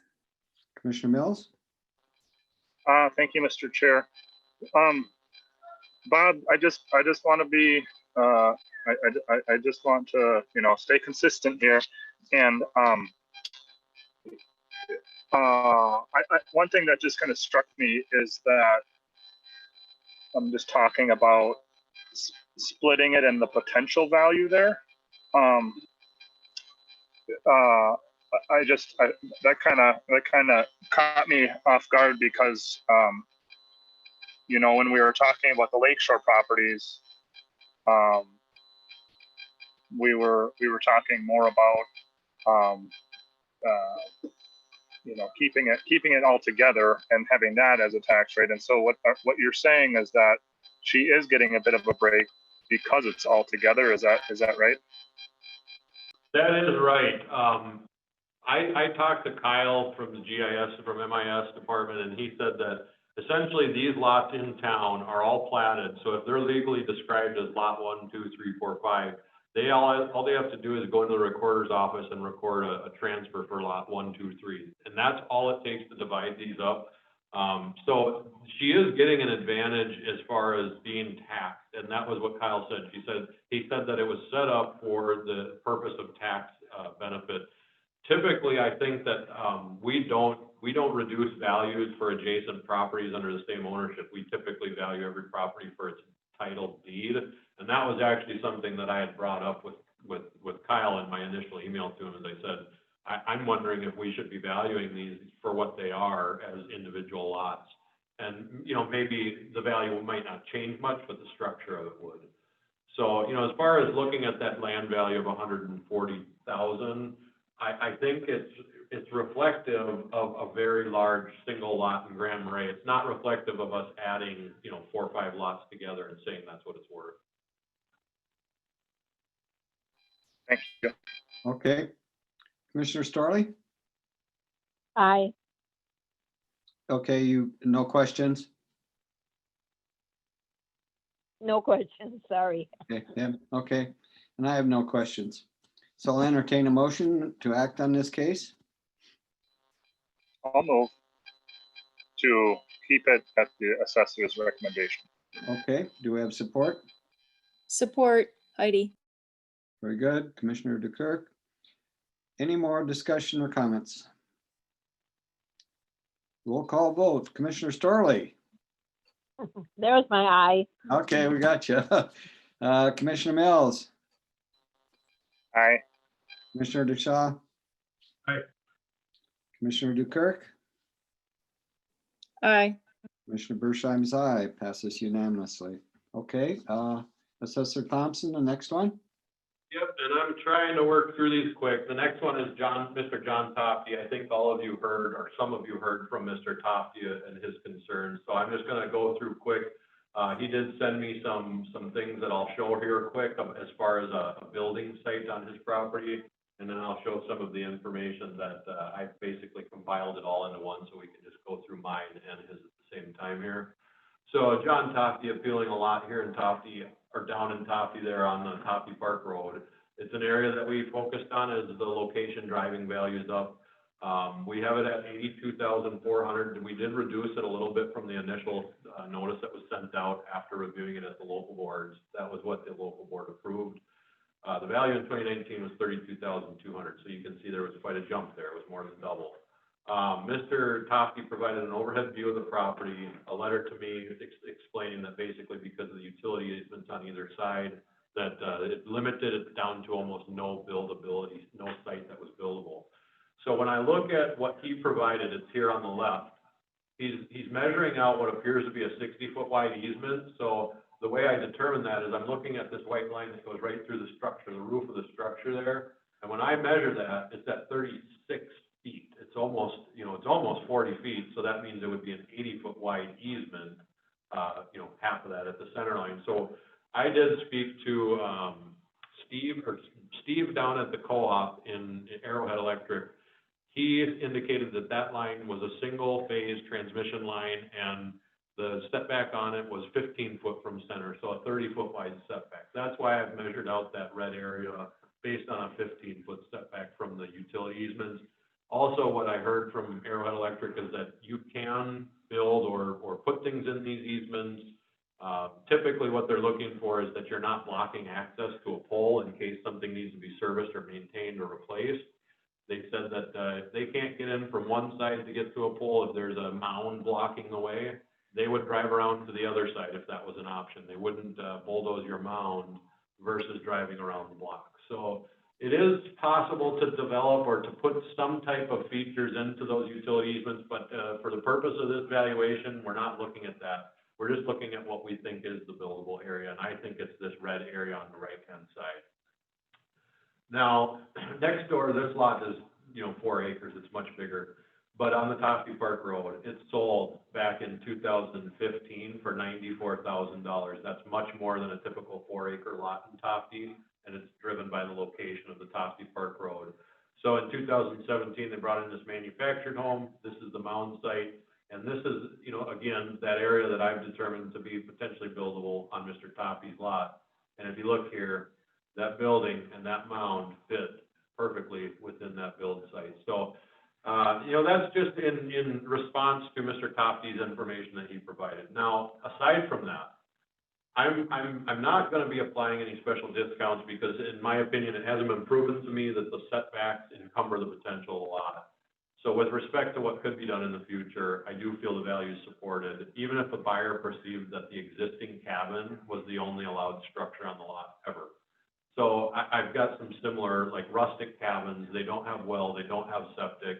There's a lot of them being built. In fact, I know of about 4 or 5 of them, but one of them that's sold, one of them that was active, and there's another one that was just listed 2 days ago, conveniently for this meeting.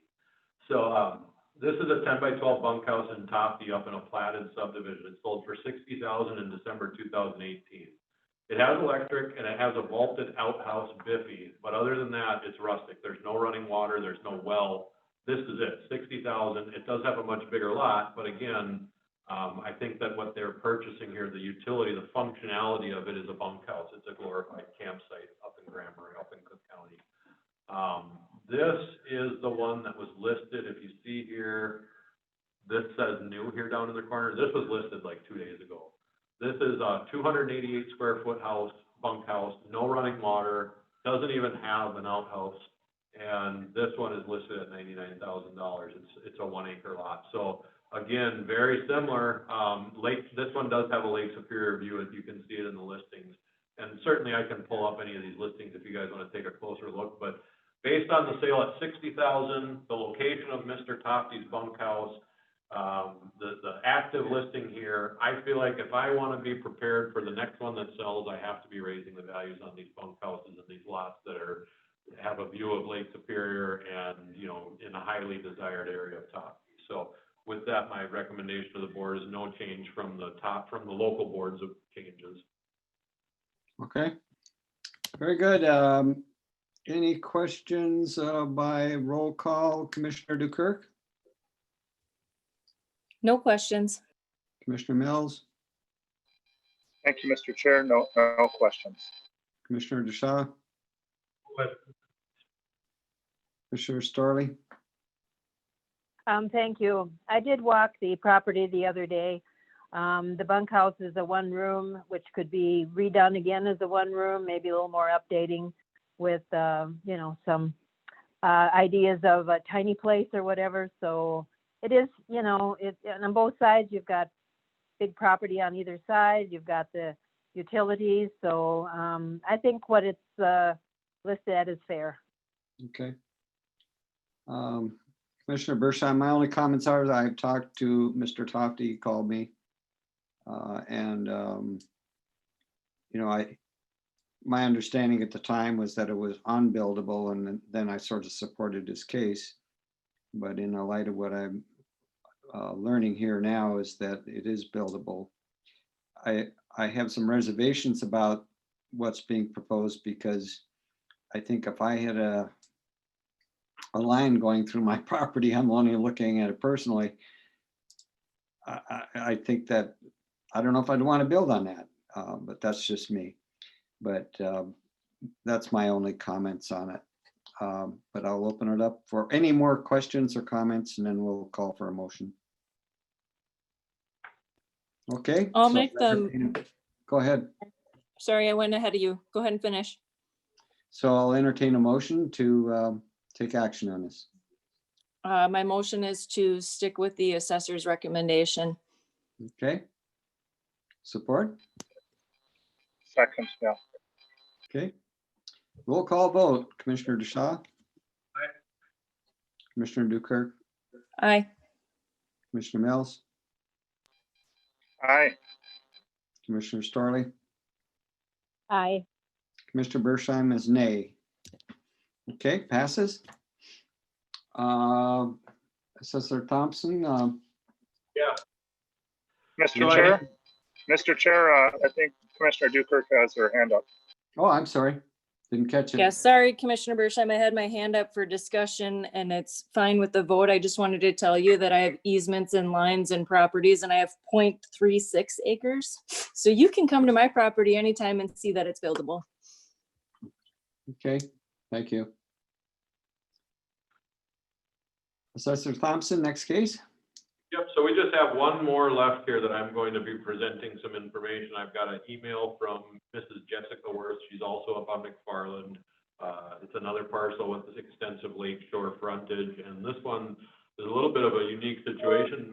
All are going to learn something from that. I learned something from. It has a conservation easement that we'll kind of dig into a little bit, but hopefully this won't take too much of our time. I know the letter from Mrs. Jessica Worth is a little bit long, so let me pull that up. I'm having troubles between the two screens and my mouse disappearing, so that's why I look like I'm struggling sometimes. But so let me share my screen, and then I'll pull up the letter here so that we can kind of look at it together. And then after this one, I will just pull up our list of changes recommended, and we can go through that. This is actually, I was trying to show this is Mr. Tofty's bunkhouse, but apparently I wasn't sharing the screen. I was having some challenges. All right, so the letter from Mrs. Worth here, it says, to the County Board of Appeals, June 18, 2020. I'm unable to attend either in person or virtually the June 18th meeting. I requested that this statement be presented to the board on my behalf. Assessor Robert Thompson has agreed to this method of my appeal is acceptable, for which he is grateful. The 2020 assessment for taxes payable 21 for the parcel in question, the 55,410,2350 is 248.6. That is a 51% increase over the assessment in 2019 for taxes payable 2020, which was 164.2. There is no reason that the assessment should increase by that much in 1 year on this rural vacant property. It is apparent that the primary basis for the assignment of such a high assessment hike this year is due to the fact that the parcel has extensive shoreline. There's a crucial difference between this parcel and other parcels with shoreline value. This parcel is in a conservation easement in perpetuity. I entered into a contract for the easement with the Minnesota Land Trust in late 2010. This conservation easement was recorded with the county on December 30th, 2010. Document 114225 should be available for inspection in the county files. The point I wish to make in objecting to this year's assessment is that it is not appropriate to evaluate this conservation land, which is subject to significant restrictions on use and development, some examples to be identified below, by comparison with other shoreline properties that have no such restrictions. It appears that this year's assessment increase relies extremely heavily on shoreline frontage and thus does not yield a fair comparison with other properties. The comparison comparison is not appropriate because the market for buyers of the conserved property would be a lot smaller than for that of an unrestricted property. I give some examples below of what a potential buyer must accept upon buying the conservation property. Some examples of restrictions placed on the property. The document sets out a list of conservation values for the purpose of preserving the natural characteristics of the property. The restrictions below, section 1.3 or 3.3 in residential use and development paragraphs B and C, conservation easement document exist in conformity with the conservation values.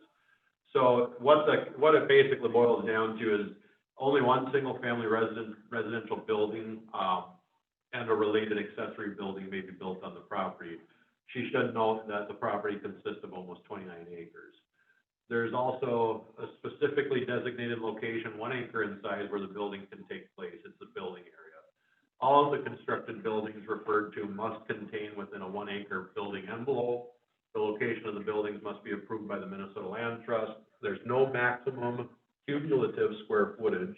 Oh, there is a maximum cumulative square footage of 4,000 square feet allowed for the buildings and a height restriction of 30 feet. That's 30 feet consistent with the county zoning ordinance. No permanent docks other than shoreline structure or shoreline structures such as lifts, canopies, boat hoists are allowed. However, one non-permanent dock with non-reflective material is allowed. The owner of the land is responsible for compliance, and the land trust has the right to enforce restrictions in the court of law. In addition to the conserved property cannot be divided. If it is sold, it must be sold as one piece. So the buyer of the conserved land has to be willing to abide by those restrictions. It's clear from that the presence of such significant restrictions on the property would reduce the number of likely buyers of the land and only a subset of potential buyers.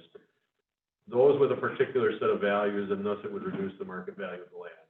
She would also like to note that at the time of the conservation easement was put into place at the suggestion of her lawyer and an appraisal by Ramsland and Began of Duluth, that would be John Began, was carried out on the land to compare its market value prior to assignment of the conservation and after the conservation easement. Appraiser John Began found a very significant difference between the before and after values of the land.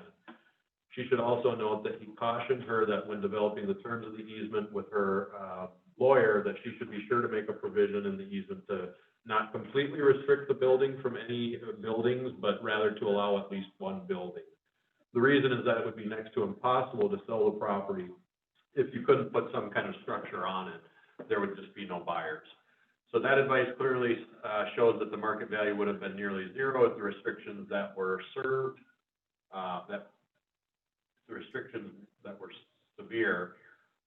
The point is the conservation easements do influence the market value. Now I will get into that with my response. So she's asking that the 2020 assessment for taxes 2021 be reduced on the grounds that the important influence of the conservation easement has not been taken into account for this year's evaluation, and it must be factored into the market value with the conservation easement. So with that, I will go straight into my analysis of the property, which I need to pull from my other screen here.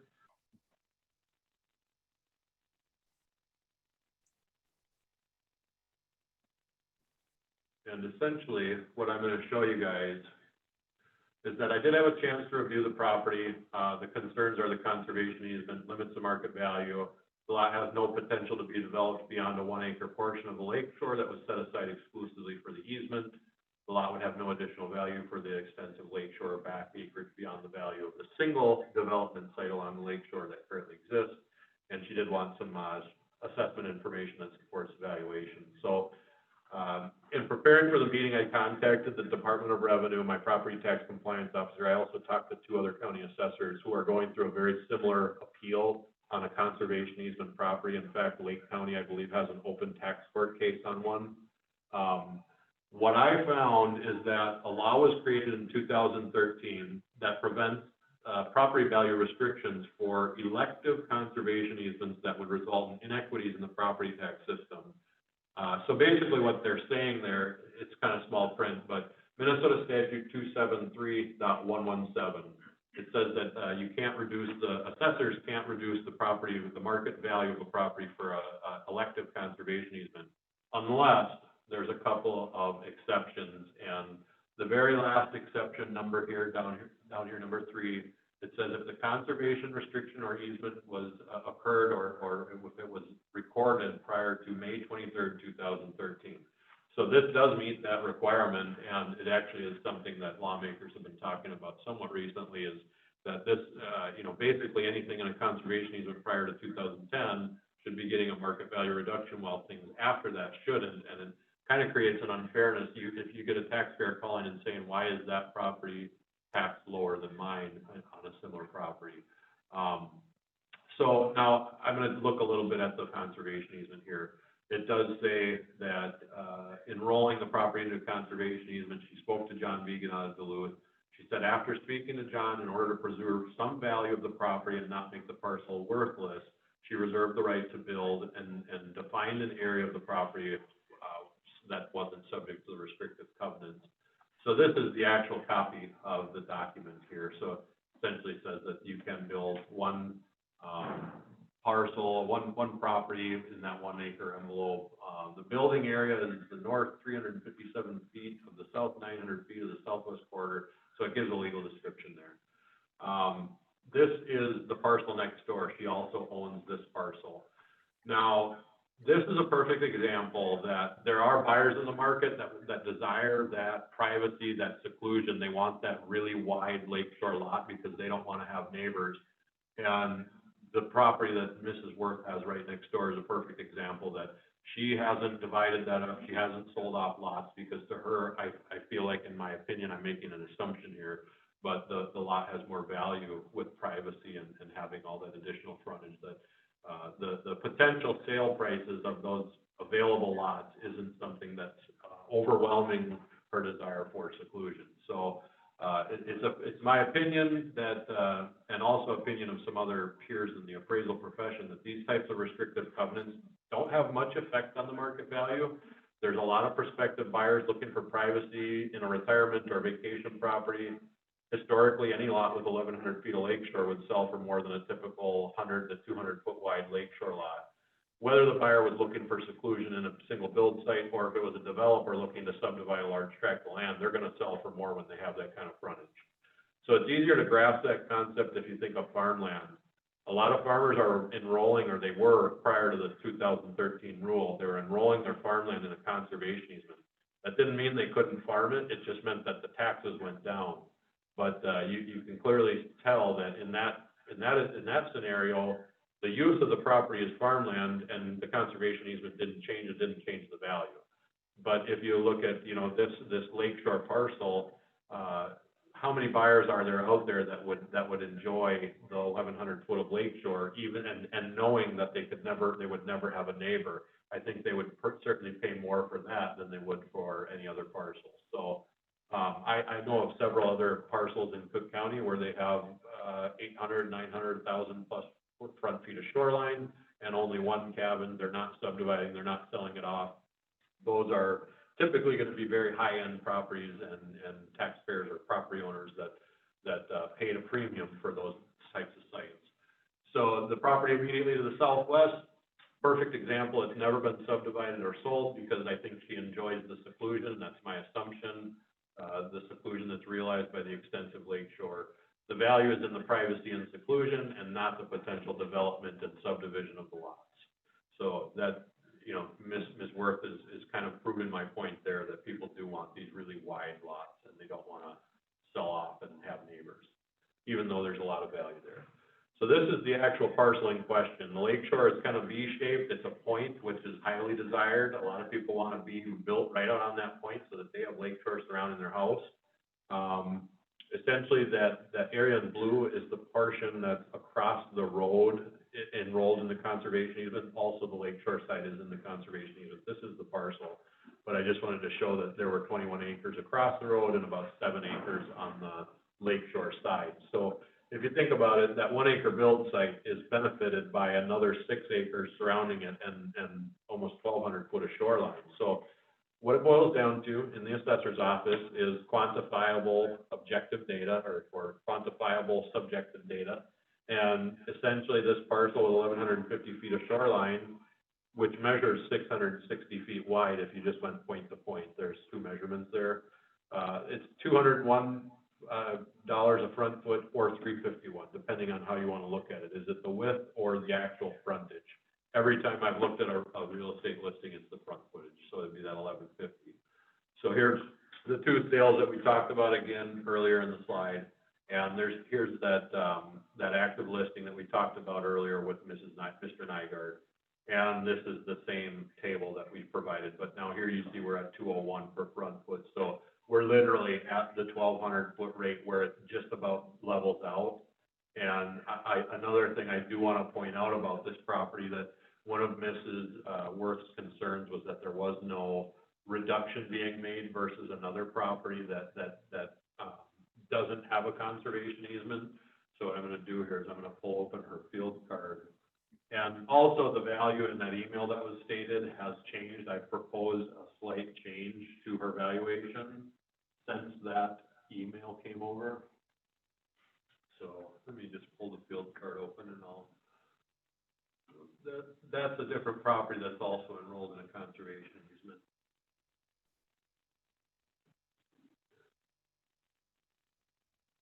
Well, I'm going to pull open the actual field card now.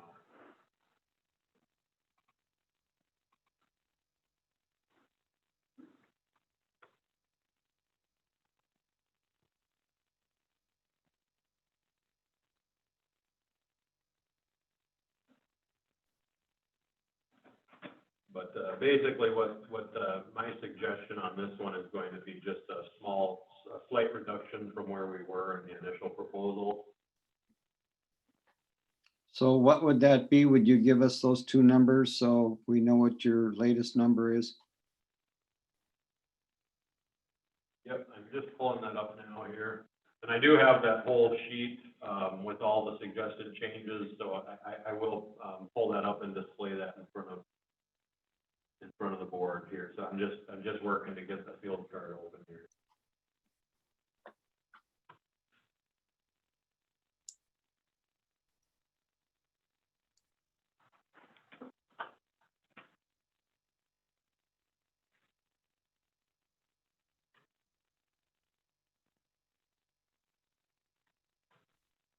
Okay, so on this parcel, the current proposed valuation that we have on it is 231.5. So it's a reduction from the proposal that Miss Worth had seen originally, where it was showing the two. I got to get back to her email here. But the original proposal that we had sent her over, we've modified from there. So essentially what we're suggesting is that we apply it's called a conservation easement or a bundle of rights adjustment, where we're going to be reducing the value because of that conservation easement. And it's actually a 20% reduction over what a typical property is. So here, the value that she was pointing out was the 248,600. Okay. And now we're at 31,500. And I'll just pull that field card here so that you guys can see when I go into, this is our CAMA, so if anyone's never seen it before, but I'll go into the land record. And right here, you'll see this BR1 adjustment. So this is the base rate, $800 for the first 100 front feet. It's $500 for the second 100 front feet. So this is the adjusted rate based on no power service and a bundle of right adjustment. So from 800, you can see we're down 25% between these two multipliers. So it results in a much lower rate. And that's how we end up at an overall rate of $201 a front foot with the new proposed value. So my suggestion is the 231.5 for the 2020 assessment based off of the sales with the consideration of the conservation easement. Okay, very good. Thank you. I think that was clear to me. Any questions or comments by roll call? Commissioner Dukirk? None, thank you. That was very clear. Commissioner DeShaw? No questions. Commissioner Mills? Thank you, Mr. Chair. Sorry, Bob, could you just tell me that I got lost in the shuffle there at the end about your recommendation specifically, and versus which if she has a quantifiable recommendation. So her email did not suggest a specific value, a specific front footage, or a specific adjustment. She didn't refer to any comparables or sales. So essentially, she just, you know, the end of her statement, the closing statement, was that she's suggesting a reduction from the 2020 value for taxes 2021 due to the conservation easement. Which you did, correct. Okay. Anything else in that, Commissioner Mills? No, and I agree that there is significant value in that property, even with the conservation easement. I don't see that as too restrictive there. I see a lot of value. Commissioner Starley? Thank you. I have learned a lot about conservation easement. Thank you very much.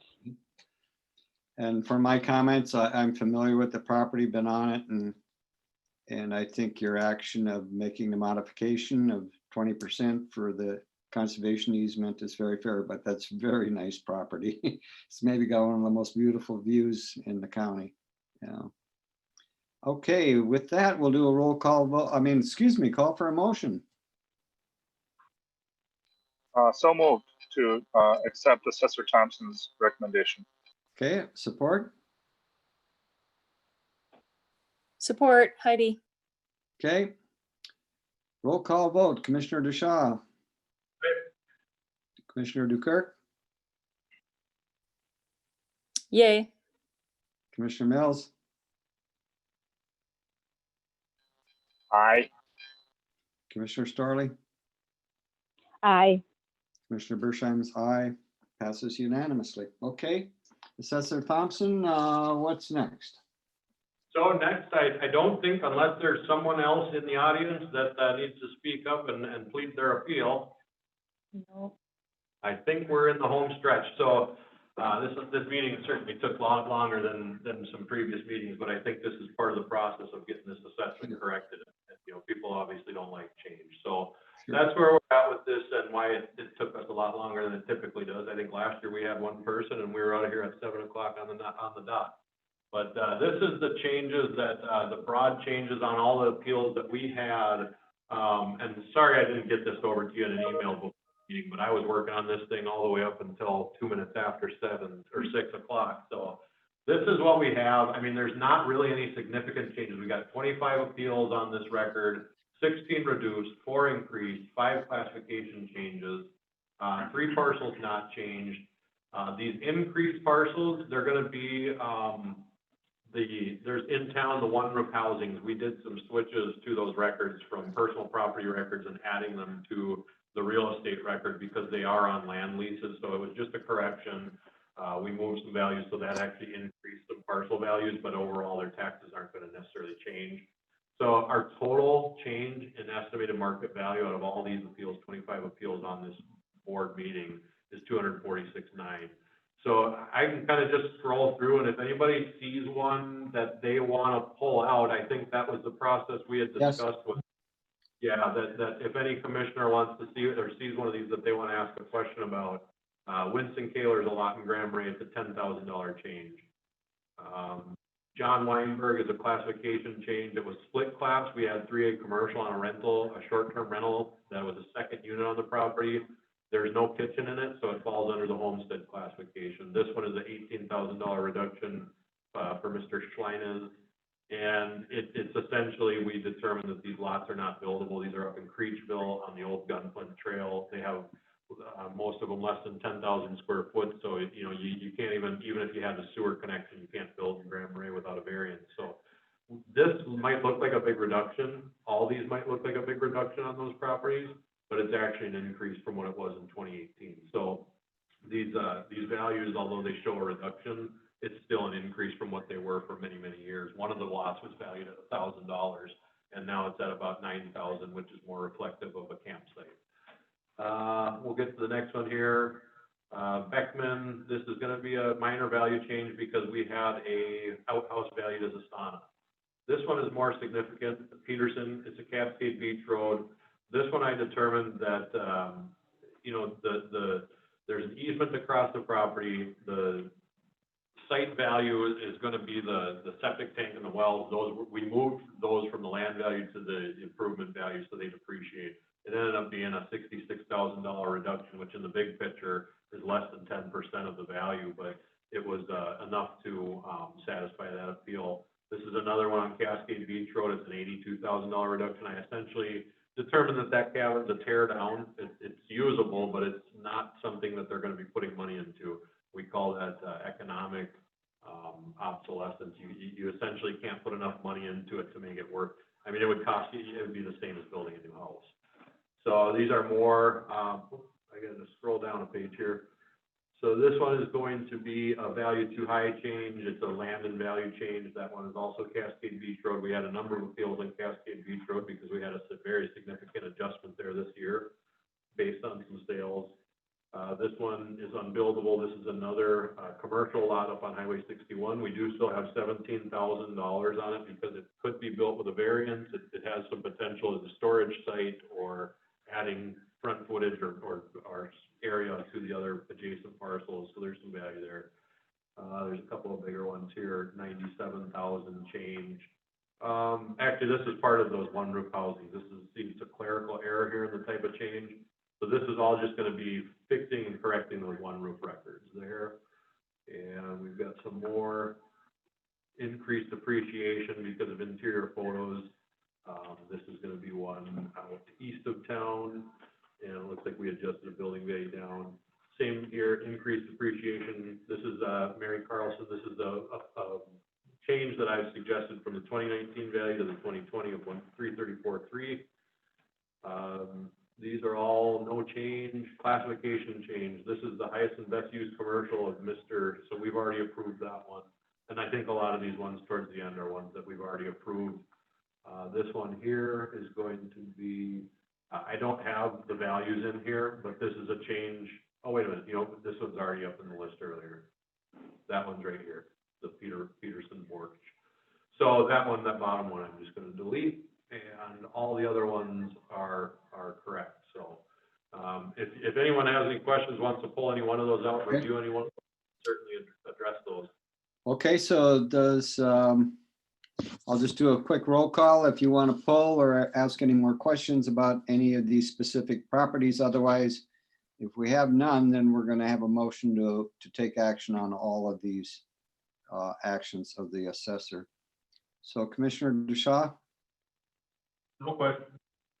Commissioner DeKirk? No questions. Commissioner Mills? Thank you, Mr. Chair. I do not have any questions. Commissioner Storley? No question. Okay, and I have none. Therefore, I'll Mr. Chair, I'm sorry, I do have a question. Go ahead. If I may. Yeah, thank you. Assessor Thompson, as far as the unbuildable lots up in Creechville are concerned, you're saying that the only way they could be buildable is if there's a variance there? I know the city has been giving variances.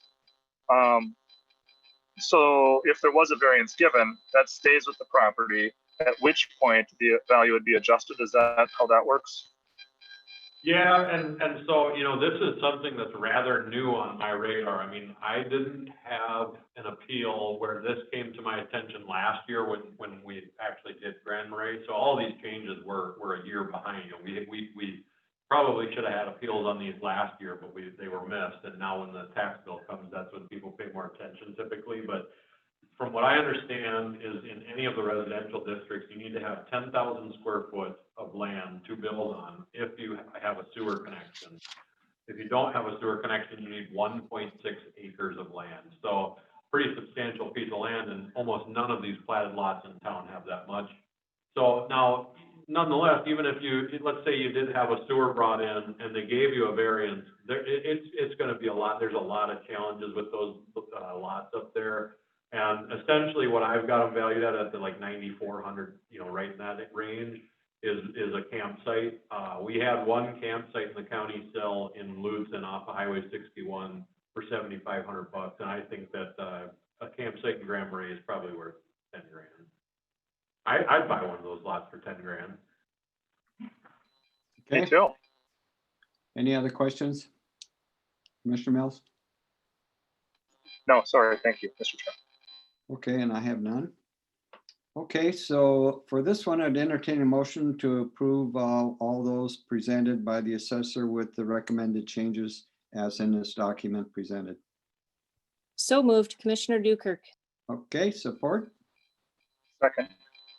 Okay, Commissioner Mills, roll call vote. Commissioner Starley, Aye. Commissioner Mills, Aye. Commissioner Dukirk, Aye. Commissioner DeShaw.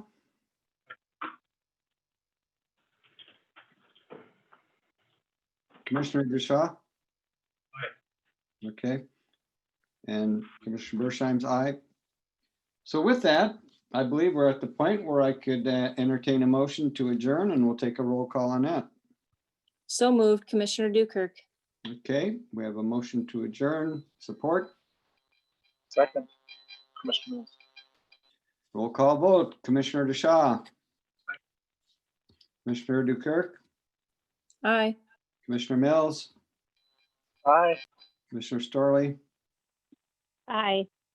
Commissioner Bersheim. Aye. And thank you, Assessor Thompson, and all your staff for all the work that you do and all this. It's been, I know, a very hectic 6 weeks or longer. And so we know we haven't had the ideal staffing. So I want to also thank those people that took the time to make their case with us as well, and